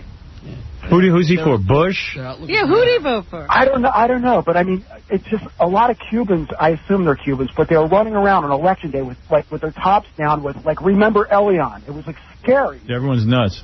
Yeah, nuts. So, I mean, I don't know who Ricky's for. You swear that he's not gay, right? I've never seen anything like that around. But why would he pose for a picture like that? If Ricky was gay, who would he do? Would he do Gore or Bush? He's a good guy. Who do you think if Ricky was gay, who would he do, Gore or Bush? I would hope Gore. You would? Neither one of them. That's the one you'd pick, Randy? Randy, you'd pick Gore? So, I don't know what's going on down there. All right, thanks, Randy, for the insightful I'll talk to you later. Yeah, great commentary. Good job. I'm glad he called. I'm sure he is, too, now. Call Monday. Go take some Ritalin. He was addicted to Ritalin. Is that Randy from Ritalin? Yeah. Ritalin Randy is what. Ritalin Randy. Former Secretary of State Warren Christopher. Does he look like a corpse? There. Oh, yeah. These guys are getting very old. You know who Warren Christopher looks like? Who? Gilbert Gottfried as an old man. Really? Yeah, check it out. So? I mean, it's identical.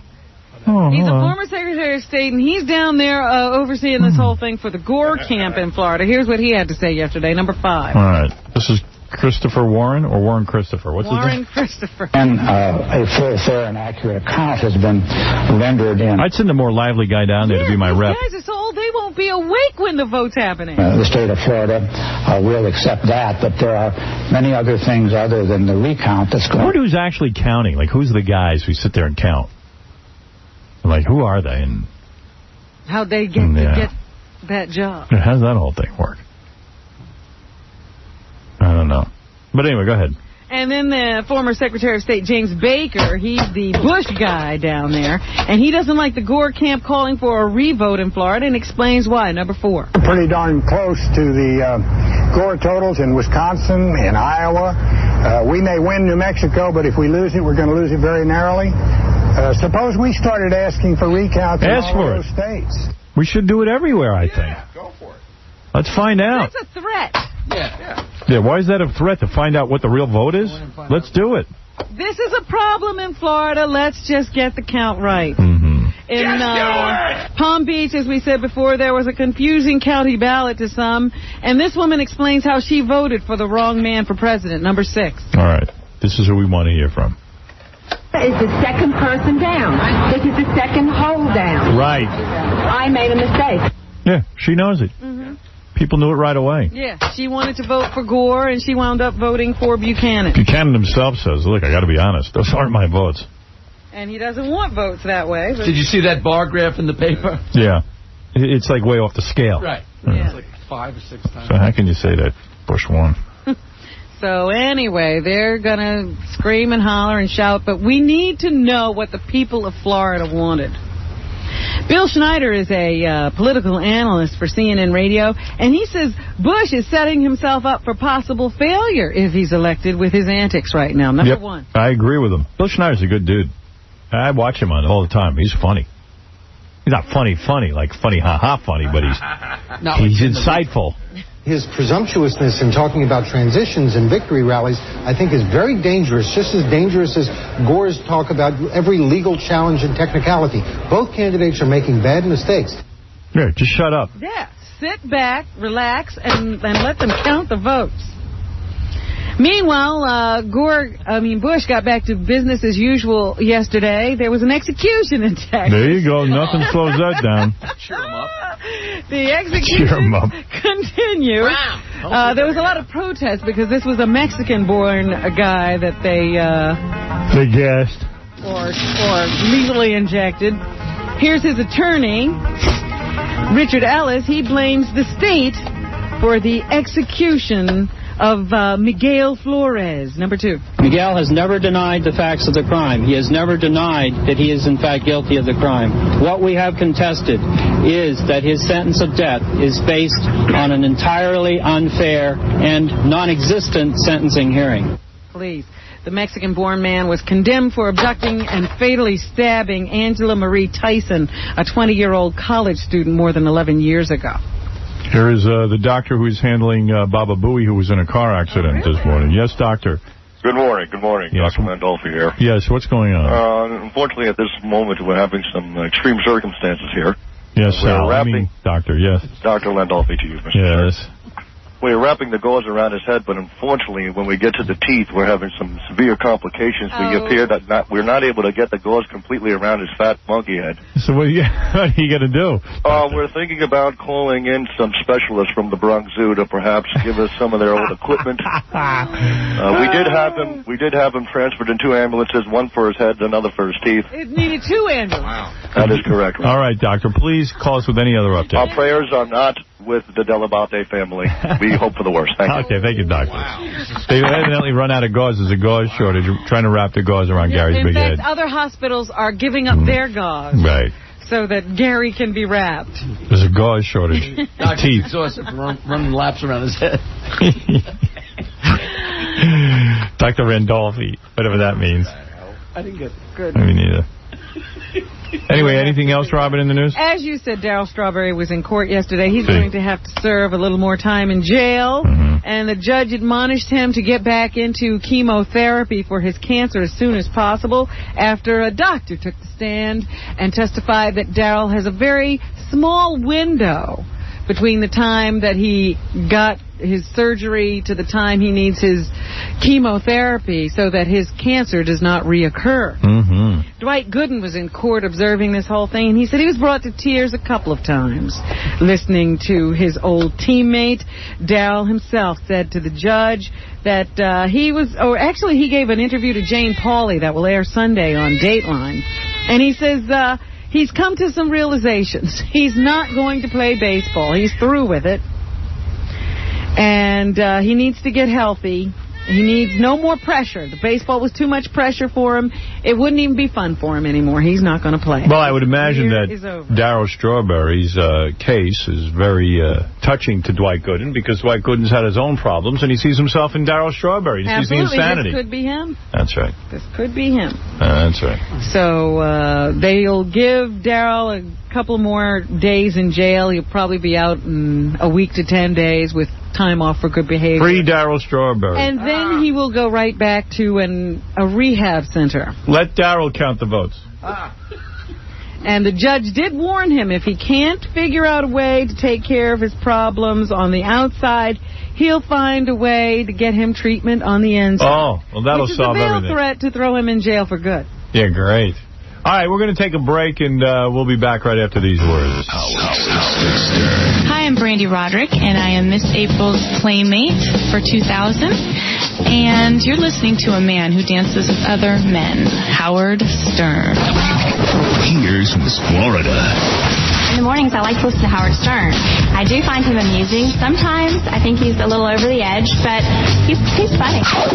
This is the Howard Stern Show. You know, this morning Casey asked me when the election is. I explained to him that it already occurred. You know, this is crazy.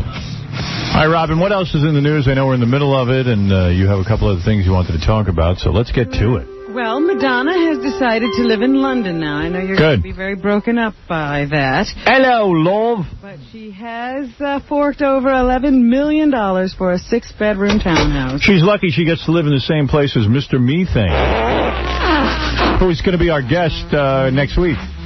Got a whole new thing he's going to do for us. You know I'm Mr. Methane. I've got a bionic bum. He's from England, too. Welcome to the Methane Show. Why not give me a ring and I'll give you a blow. All right, Mr. Methane. I don't think they live in the same neighborhood. Maybe not, but... living in the Tony Notting Hill area. Yeah, well, Mr. Methane will be living there once the world discovers him. I see. Her neighbors will include designer Stella McCartney. And now she got that money. Yeah, Mark Knopfler of Dire Straits. Oh, he's an important guy. And hunky actor Jason Donovan, whoever that is. He's very hunky, I know that. They say Madonna has been enthralled with England for some years now, even developing an English accent. Yes. Her chauffeur is Ringo. She just hired him. She's that rich? Yeah. Ringo is her chauffeur? I could play drums. The other day you were talking about how, since they can make banks so secure, we should use the same technology for voting. Yes. Well, a little accident the other day made it possible for people to see the details of actor Roger Moore's wealth on a website for a Swiss bank. Oh, my God. Yeah. How'd that happen? Credit Suisse. They were testing some new thing they were doing, and for some reason or other, they still don't understand why some of their clients' personal accounts what was he worth? were made visible on the website. They don't give the details because that would be wrong. Oh. How'd he get money? That's what I want to know. Roger Moore. Yeah, Roger Moore has money in a Swiss bank. You know, it's funny. Madonna moves to England, and most people in England have bad teeth, and I notice now her teeth are bad. They went bad. They went bad from living in England. What is it? You live over there and your teeth go bad? Have you seen that food? She's got a big space between her teeth, and she's a mess. Yeah, her teeth are moving. She's moving and her teeth are moving. You're not kidding. There seems to be an argument going on between the Bissett and Kennedy family. Well, of course. There's $100 million involved. And he didn't really make very many provisions for his wife in his will, John F. Kennedy Jr. And he also was responsible for the death of his sister-in-law. I suppose you could look at it that way. Yes. And so the family wants cash. They want to be paid. And it seems that the mother of the two daughters really just wants the money. She would set up a charitable foundation to honor the memory of her daughters. But they say it's the father who's really causing problems. The Kennedys actually offered the Bissetts $20 million. Wow, how generous. As a settlement. And it seemed that, everything was going to be wrapped up all neatly without a big court fight. And then all of a sudden it hit a snag, and they're saying it's the girl's biological father who works in a cabinet-making store or something. And they say he may really need the money. Yeah, it's a cabinet kitchen company he works for. He may really need the money, and he's digging in his heels, and he's not letting up. So this might become one of those open court kind of battles to settle this estate. Why are they legally entitled to anything, actually? I mean, when you think about it, yes, I know they're the parents, and I know that there was an accident, but the guy who caused the accident is dead, too. We don't think there's malicious intent, and also, why is the rest of the family responsible for paying out this money to the parents? I don't understand. Do you understand that? No, I don't understand it at all. I just tell you the news. Yeah, okay. Hey, here's a trivia question. Who was my lieutenant governor when I ran for governor? Stan Dworkin. That's correct. Stan the Man Dworkin. What is it, Stan? Good morning, Howard. Hey. I heard you talking about the recounts before, and the first time I ran for the legislature, I was involved in one, so I thought if you wanted to know how the recounts are done, I can explain it to you. I actually don't, but maybe somebody here. Does anybody want to know from Stan Dworkin how recounts are done? Would this be the same as in Florida? I don't know if it's the same as it is in Florida. I think New York is a little more progressive than Florida. I tell you, you would have been a great lieutenant governor. Well, thanks for the confidence, Howard. I love Stan. How you doing, all right? How you doing? Pretty good. I took this guy, when I ran for governor, I took this guy, I shaved his ear hair. Yeah, you gave him a makeover. I cleaned him up. I bet you all that ear hair is back. Yeah, it keeps growing back now, ever since that earwax. I had him waxed. I mean, I had to get the guy in shape. Yeah. I cleaned him up. He was beautiful. It was weird because he had hair on his lobes and stuff. I was so happy with this guy. I was going to make him the governor. And you know what? I would have won. And Stan would have been the governor now. Absolutely. My wife could have been the first lady in New York. That's right. Instead, you're wallowing in obscurity. Where is he? Instead, you're a trivia question on the Howard Stern Show. Yes, I saw that a few weeks ago. Yeah. Where are you now? Well, now I'm manufacturing leather items for the motorcycle trade out in Paterson, New Jersey. How far? The greater fall. No. Well, it's a step up from that McDonald's job you had. Oh! Well, it's better than asking people if they want fries with their burgers. All right, Stan, we love you. Thanks, and thanks for the update. Take care, Howard. Bye. Stan was going to drone on about the recount process. And it wouldn't even be their recount process. Exactly. So I thought I'd nip that in the bud. We had little Hercules in here earlier today, and we're always fascinated by little kids who wind up with professions. Yeah. Well, there's a 4-year-old now who may have set a record as the youngest person to jump 10,000 feet from an airplane. Oh. Tony Stadler tumbled from a plane while strapped to jump master Paul Lutge and accompanied by his parents. So they took their 4-year-old up in a plane, strapped him to a guy, and then the guy jumped out of the plane. Nice. They live in Germany. They were in a free fall for 30 seconds before the parachute opened. And, of course, the kid said, I would like to do it again. But next time without the somersault. So they had a 4-year-old. That's important that a 4-year-old do that. Got to get him in the record books. Got to have his name, you know. And if I ever have another child, at 3 years old, we will climb Mount Everest together. Put him in your knapsack and climb a mountain. Yep. Meanwhile, you know, while everybody's trying to determine who the next president is going to be, Bill Clinton and all the ex-presidents were at the White House last night. Bill Clinton, George Bush, Jimmy Carter. Wonder what they were talking about. Gerald Ford, their first ladies, and Lady Bird Johnson gathered in the East Room last night for a dinner celebrating the 200th anniversary of the White House. What a fun group. Mr. Clinton said it was a momentous occasion, number 7. All right, here it is. Mr. Clinton's momentous occasion. In the entire 200 years of the White House history, never before have this many former presidents and first ladies gathered in this. Ronald Reagan was at White Castle, just in case you were wondering. Great. Said it looked like the White House. So they were all sitting there saying, well, we won our elections free and clear. So. Little Hercules for president. Wow. After a 3-month death watch, according to Page 6, they're wondering if Dr. Laura's tarred and feathered talk show is finally getting the boot. Well, of course. They put it on at 2 o'clock in the morning. It's over. The show was banished at 2 a.m. on Channel 2 here and in at least 6 more of the nation's biggest TV markets, including Los Angeles and Chicago. Over. Paramount is contracted for a season's worth of shows with stations around the country, and Paramount says the talk of its demise is premature. Mm-hmm. But what else are they going to say? Right. Just look for this to go away of most failed shows. It'll disappear shortly. Good. She's a bum. So goodbye, funny lady. All right, Howard. What? Would you rather have sex with Dr. Laura or Dr. Joyce Brothers? Dr. Laura. Dr. Joyce.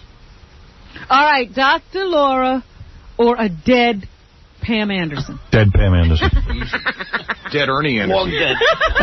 I'm weirded out by the dead thing. I might actually really go for Dr. Laura. Well, think about it. I'm asking you. Pam Anderson, she just died. 10 seconds ago she was alive. She's freshly dead? Freshly dead. All right. She's warm. A warm Pam Anderson. Yeah, I'll go for that. Because it's hard to know if she's really dead. All right. She's just Pam Anderson dead after a day. Oh. or Dr. Laura? Dr. Laura, I'd take. She didn't look that bad, Dr. Laura. She's After a whole day, you couldn't get her legs She's apart. no longer wearing that turtleneck, so you can... I don't want. No, I'd put her in a turtleneck. I put her in a turtle shell. All right. Here's one. I'd do it from behind. Dr. Laura or Hillary Clinton? Who? Dr. Laura. Really? Yeah. Yeah, in a weird way, yeah. Wow. Yeah, I'm not. Hillary Clinton is not attractive. That's a man, baby. Yeah. I mean, Dr. Laura has something of a girlish look. Think? Yeah, believe it or not. Small and scrawny. I would do Dr. Laura. Dr. Laura over Hillary. Yeah. I'm surprised. I really don't want either one, I'll be honest with you. Well, yeah, but these are the only two left. Okay. You got to have somebody. All right. I think I'd probably go for Dr. Laura. Okay. Sad to say it. Wow. I'm embarrassed and ashamed. I can't believe it. You would take Dr. Laura over Howard's Hillary got Clinton. a girl. All right, Jackie, you got to perform oral on one of the two women. Yes. Rosie O'Donnell or Oprah? Who do you go for?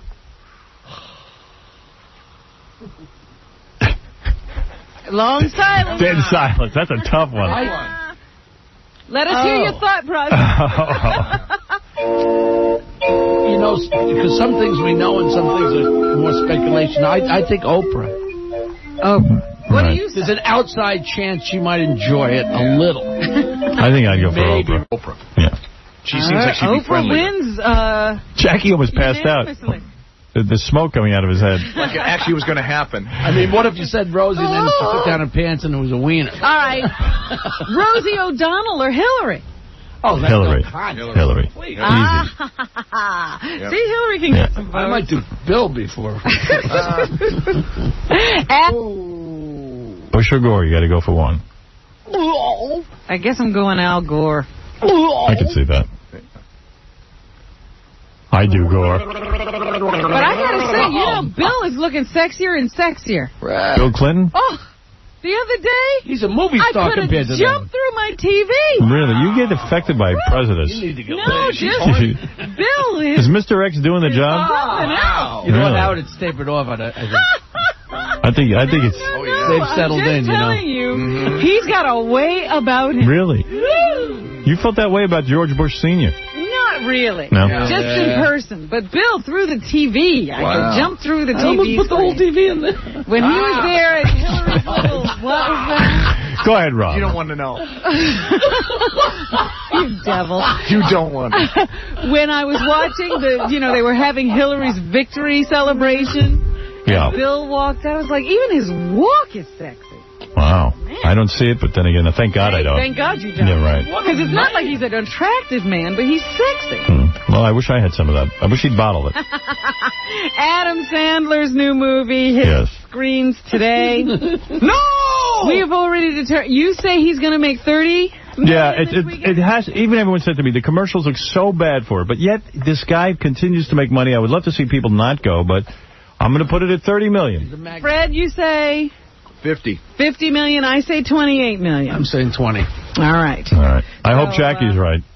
Let's listen to the genius himself. How did he come up with Mr. Beefy, the talking bulldog, number 16? We wanted a character on Earth to kind of be guiding me. I guess like Yoda, you know. A Star Wars reference to an Adam Sandler movie? But we didn't want him to be that wise. What is it, KZ? Just want to feel smart on Monday. 48 million. I said it right now. 48. Okay. Much of a wise man. We kind of just wanted. Robin, you got to give oral to Dick Cheney or Joe Lieberman. Which one? That's right. I think I know the answer. Come on, baby. What is that, Joe? Lick me there, baby. Which one do you... Lick me in the bad place. I say Dick Cheney. I think so. Yeah. It's really... Lieberman's very disturbing. Lieberman at all. All right. Be one of the boys hanging out. And so her... All right. All right, so... Adam Sandler or Joe Lieberman? Oh, Adam Sandler. Yeah, I'd have to do Lieberman if I was you. Here's Adam on casting Patricia Arquette, number 9. This is our biggest box office star, Adam Sandler. Spooky. No wonder that we can't figure out the election. Sent Patricia the script like a few days before we started shooting. Because they wrote the script in a few days. She called us up and said yes. That was it. She's a very nice girl. Very sweet. and she's great in the movie. She's so. A lot of people say my guy's a little extra goofy, and I'm from another world, but something about Patricia and. You figure it out. Yes, Lisa. Hi, Howard. How are you? Yes, what can I do for you? I just want to agree with Robin when she said that she thinks Bill Clinton is very sexy. I would do him in an instant. Really? With the bags under his eyes and all. Wow. Wow. He's got good taste. He is very sexy. He's got a thing. Two of you are whores. Spread your legs. Why, Howard? All Just right. because we think the president is hot? Okay, thank you. I'm learning something every day. Go ahead, Robin. You like his pepper nose, I guess. It's not even about his looks. He carries himself. Squeeze my nose. Squeeze my pepper nose. I know I enjoy it. I like my pepper nose squeeze. Does it bother you that he probably has gray pubes? I can't explain it. I can't explain it. Okay, no need to explain It it. has nothing to do with his physical looks. Would you have sex with Mr. Methane? There's nothing sexy about Mr. Methane.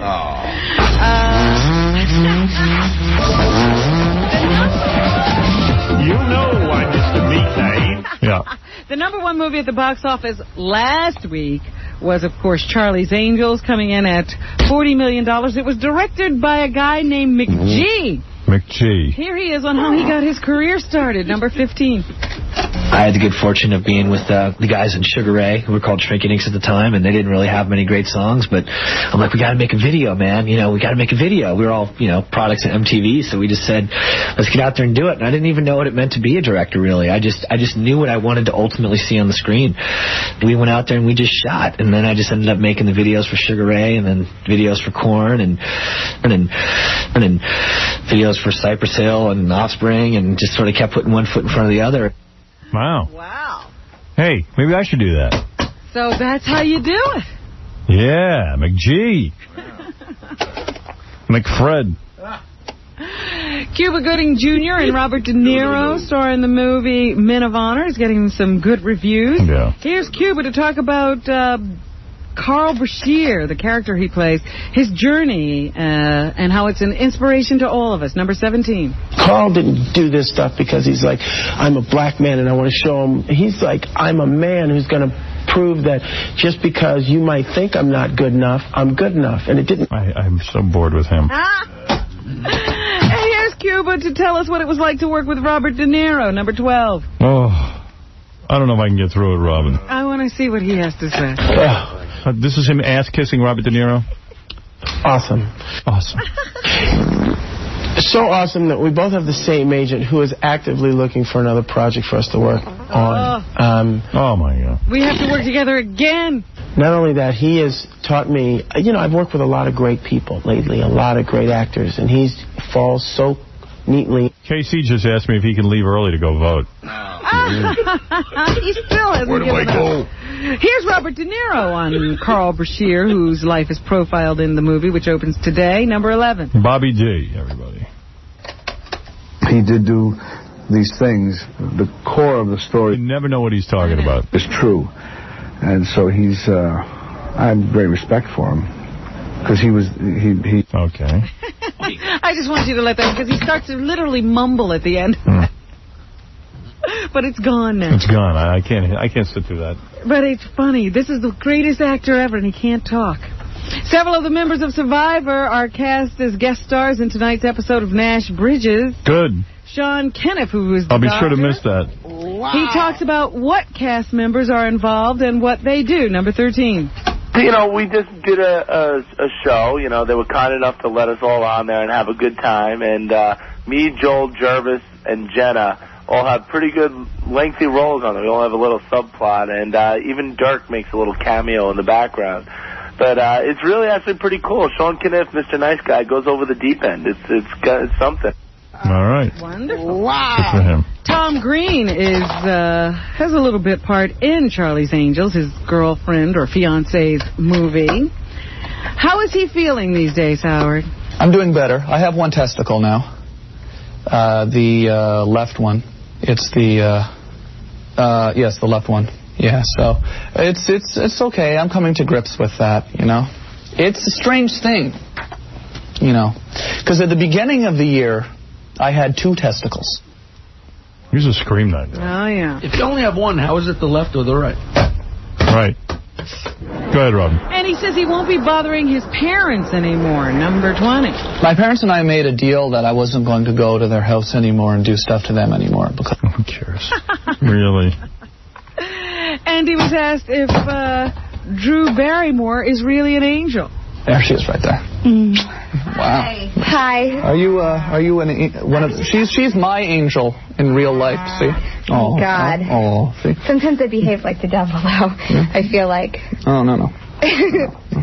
Yeah, there she is right there. Well, it's a great show business union. The talented Drew Barrymore, the talented Tom Green. Couple. Oh, I can't get enough of the 2 of them together. That's exciting. In here. There's nothing gross about it. It is. It's warm. Yeah. Yeah. There's like no one in the world I would You know they know each other really well, and they've thought this all through. feel comfortable interrupting their She probably ate his ball. professionalism. Oh, really? I had Let me have your cancerous ball. I'm hungry. Can look at you. Well, it's 6 more months of them going out and we're done. Perfect. The Grinch How the Grinch Stole Christmas had its premiere on Wednesday night in Los Angeles. Here is the director, Ron Howard, who says only Jim Carrey could have handled this role. The only guy to be the Grinch became Anyone could have handled it. It's a goddamn costume. a huge superstar, and suddenly, studios would be willing to bankroll a movie like this because Jim Carrey, his physical, genius as a comedian, and also his whole sensibility. To me, he's the only guy who could do it. Great. All right, I wish him luck. Jim Carrey is making the rounds. He's doing the Rosie O'Donnell show. He's doing another show. He doesn't do our show anymore. We've obviously done something to offend the great... What did we do to him? Who knows? F him. He's one of those guys, became a big star. Big star. Just unapproachable. Used to wait hours to get on this show. Unapproachable. Yeah. That's what's happening. Thank you. Jackie, way too many Heineken Martling is happening, Robin. Thank you, brother. His brand new... He's not... Why do you have to tell the truth? All right, I was lying. He's not happening. His brand new Filthy CDF Jackie available on the Jokeland Web Mall or call 1-800-323-KING. Next Thursday, November 16th at the Palace Theater in Stamford, Connecticut. For MP3 audio and Filthy 3D Jokeman, visit jokeland.com. Put it in the night table. I want to thank Vin the Retard. Thanks to Speech Impediment Man. You can contact Speech Impediment Man. You can email him at speechman2001@yahoo.com. And see Speech Impediment Man at the Laugh Factory in Los Angeles starting November 15th. And see Vin perform at Gateway Comedy Club in Medford, Long Island tonight and tomorrow. The great Vin the Retard. And don't miss Stuttering John at Rascals in West Orange, New Jersey, December 5th at Rascals in Ocean Township, New Jersey. The 6th, the Benji with Oral Pleasure Specialist Summer Haze on nyexotics.com. And don't miss Casey Armstrong at Hot 22, the Gentlemen's Club in Union, New Jersey at 10 p.m. this Saturday night. Casey will be at the library voting. Thanks to Little Hercules and his Meshuggah parents. Little Hercules, of course, came in with his handlers and everyone else. They're nice people. For more information on Little Hercules, go to centurytraining.com. And coming soon, richardsandrak.com. Okay, for Little Hercules information. He's in some shape, this kid. Oh, amazing. And don't forget our Saturday night television show. It is the taxidermy guy, the guy who stuffed his own daughter. Is he a maniac or is he a loving father? You decide. And we'll see you on Monday.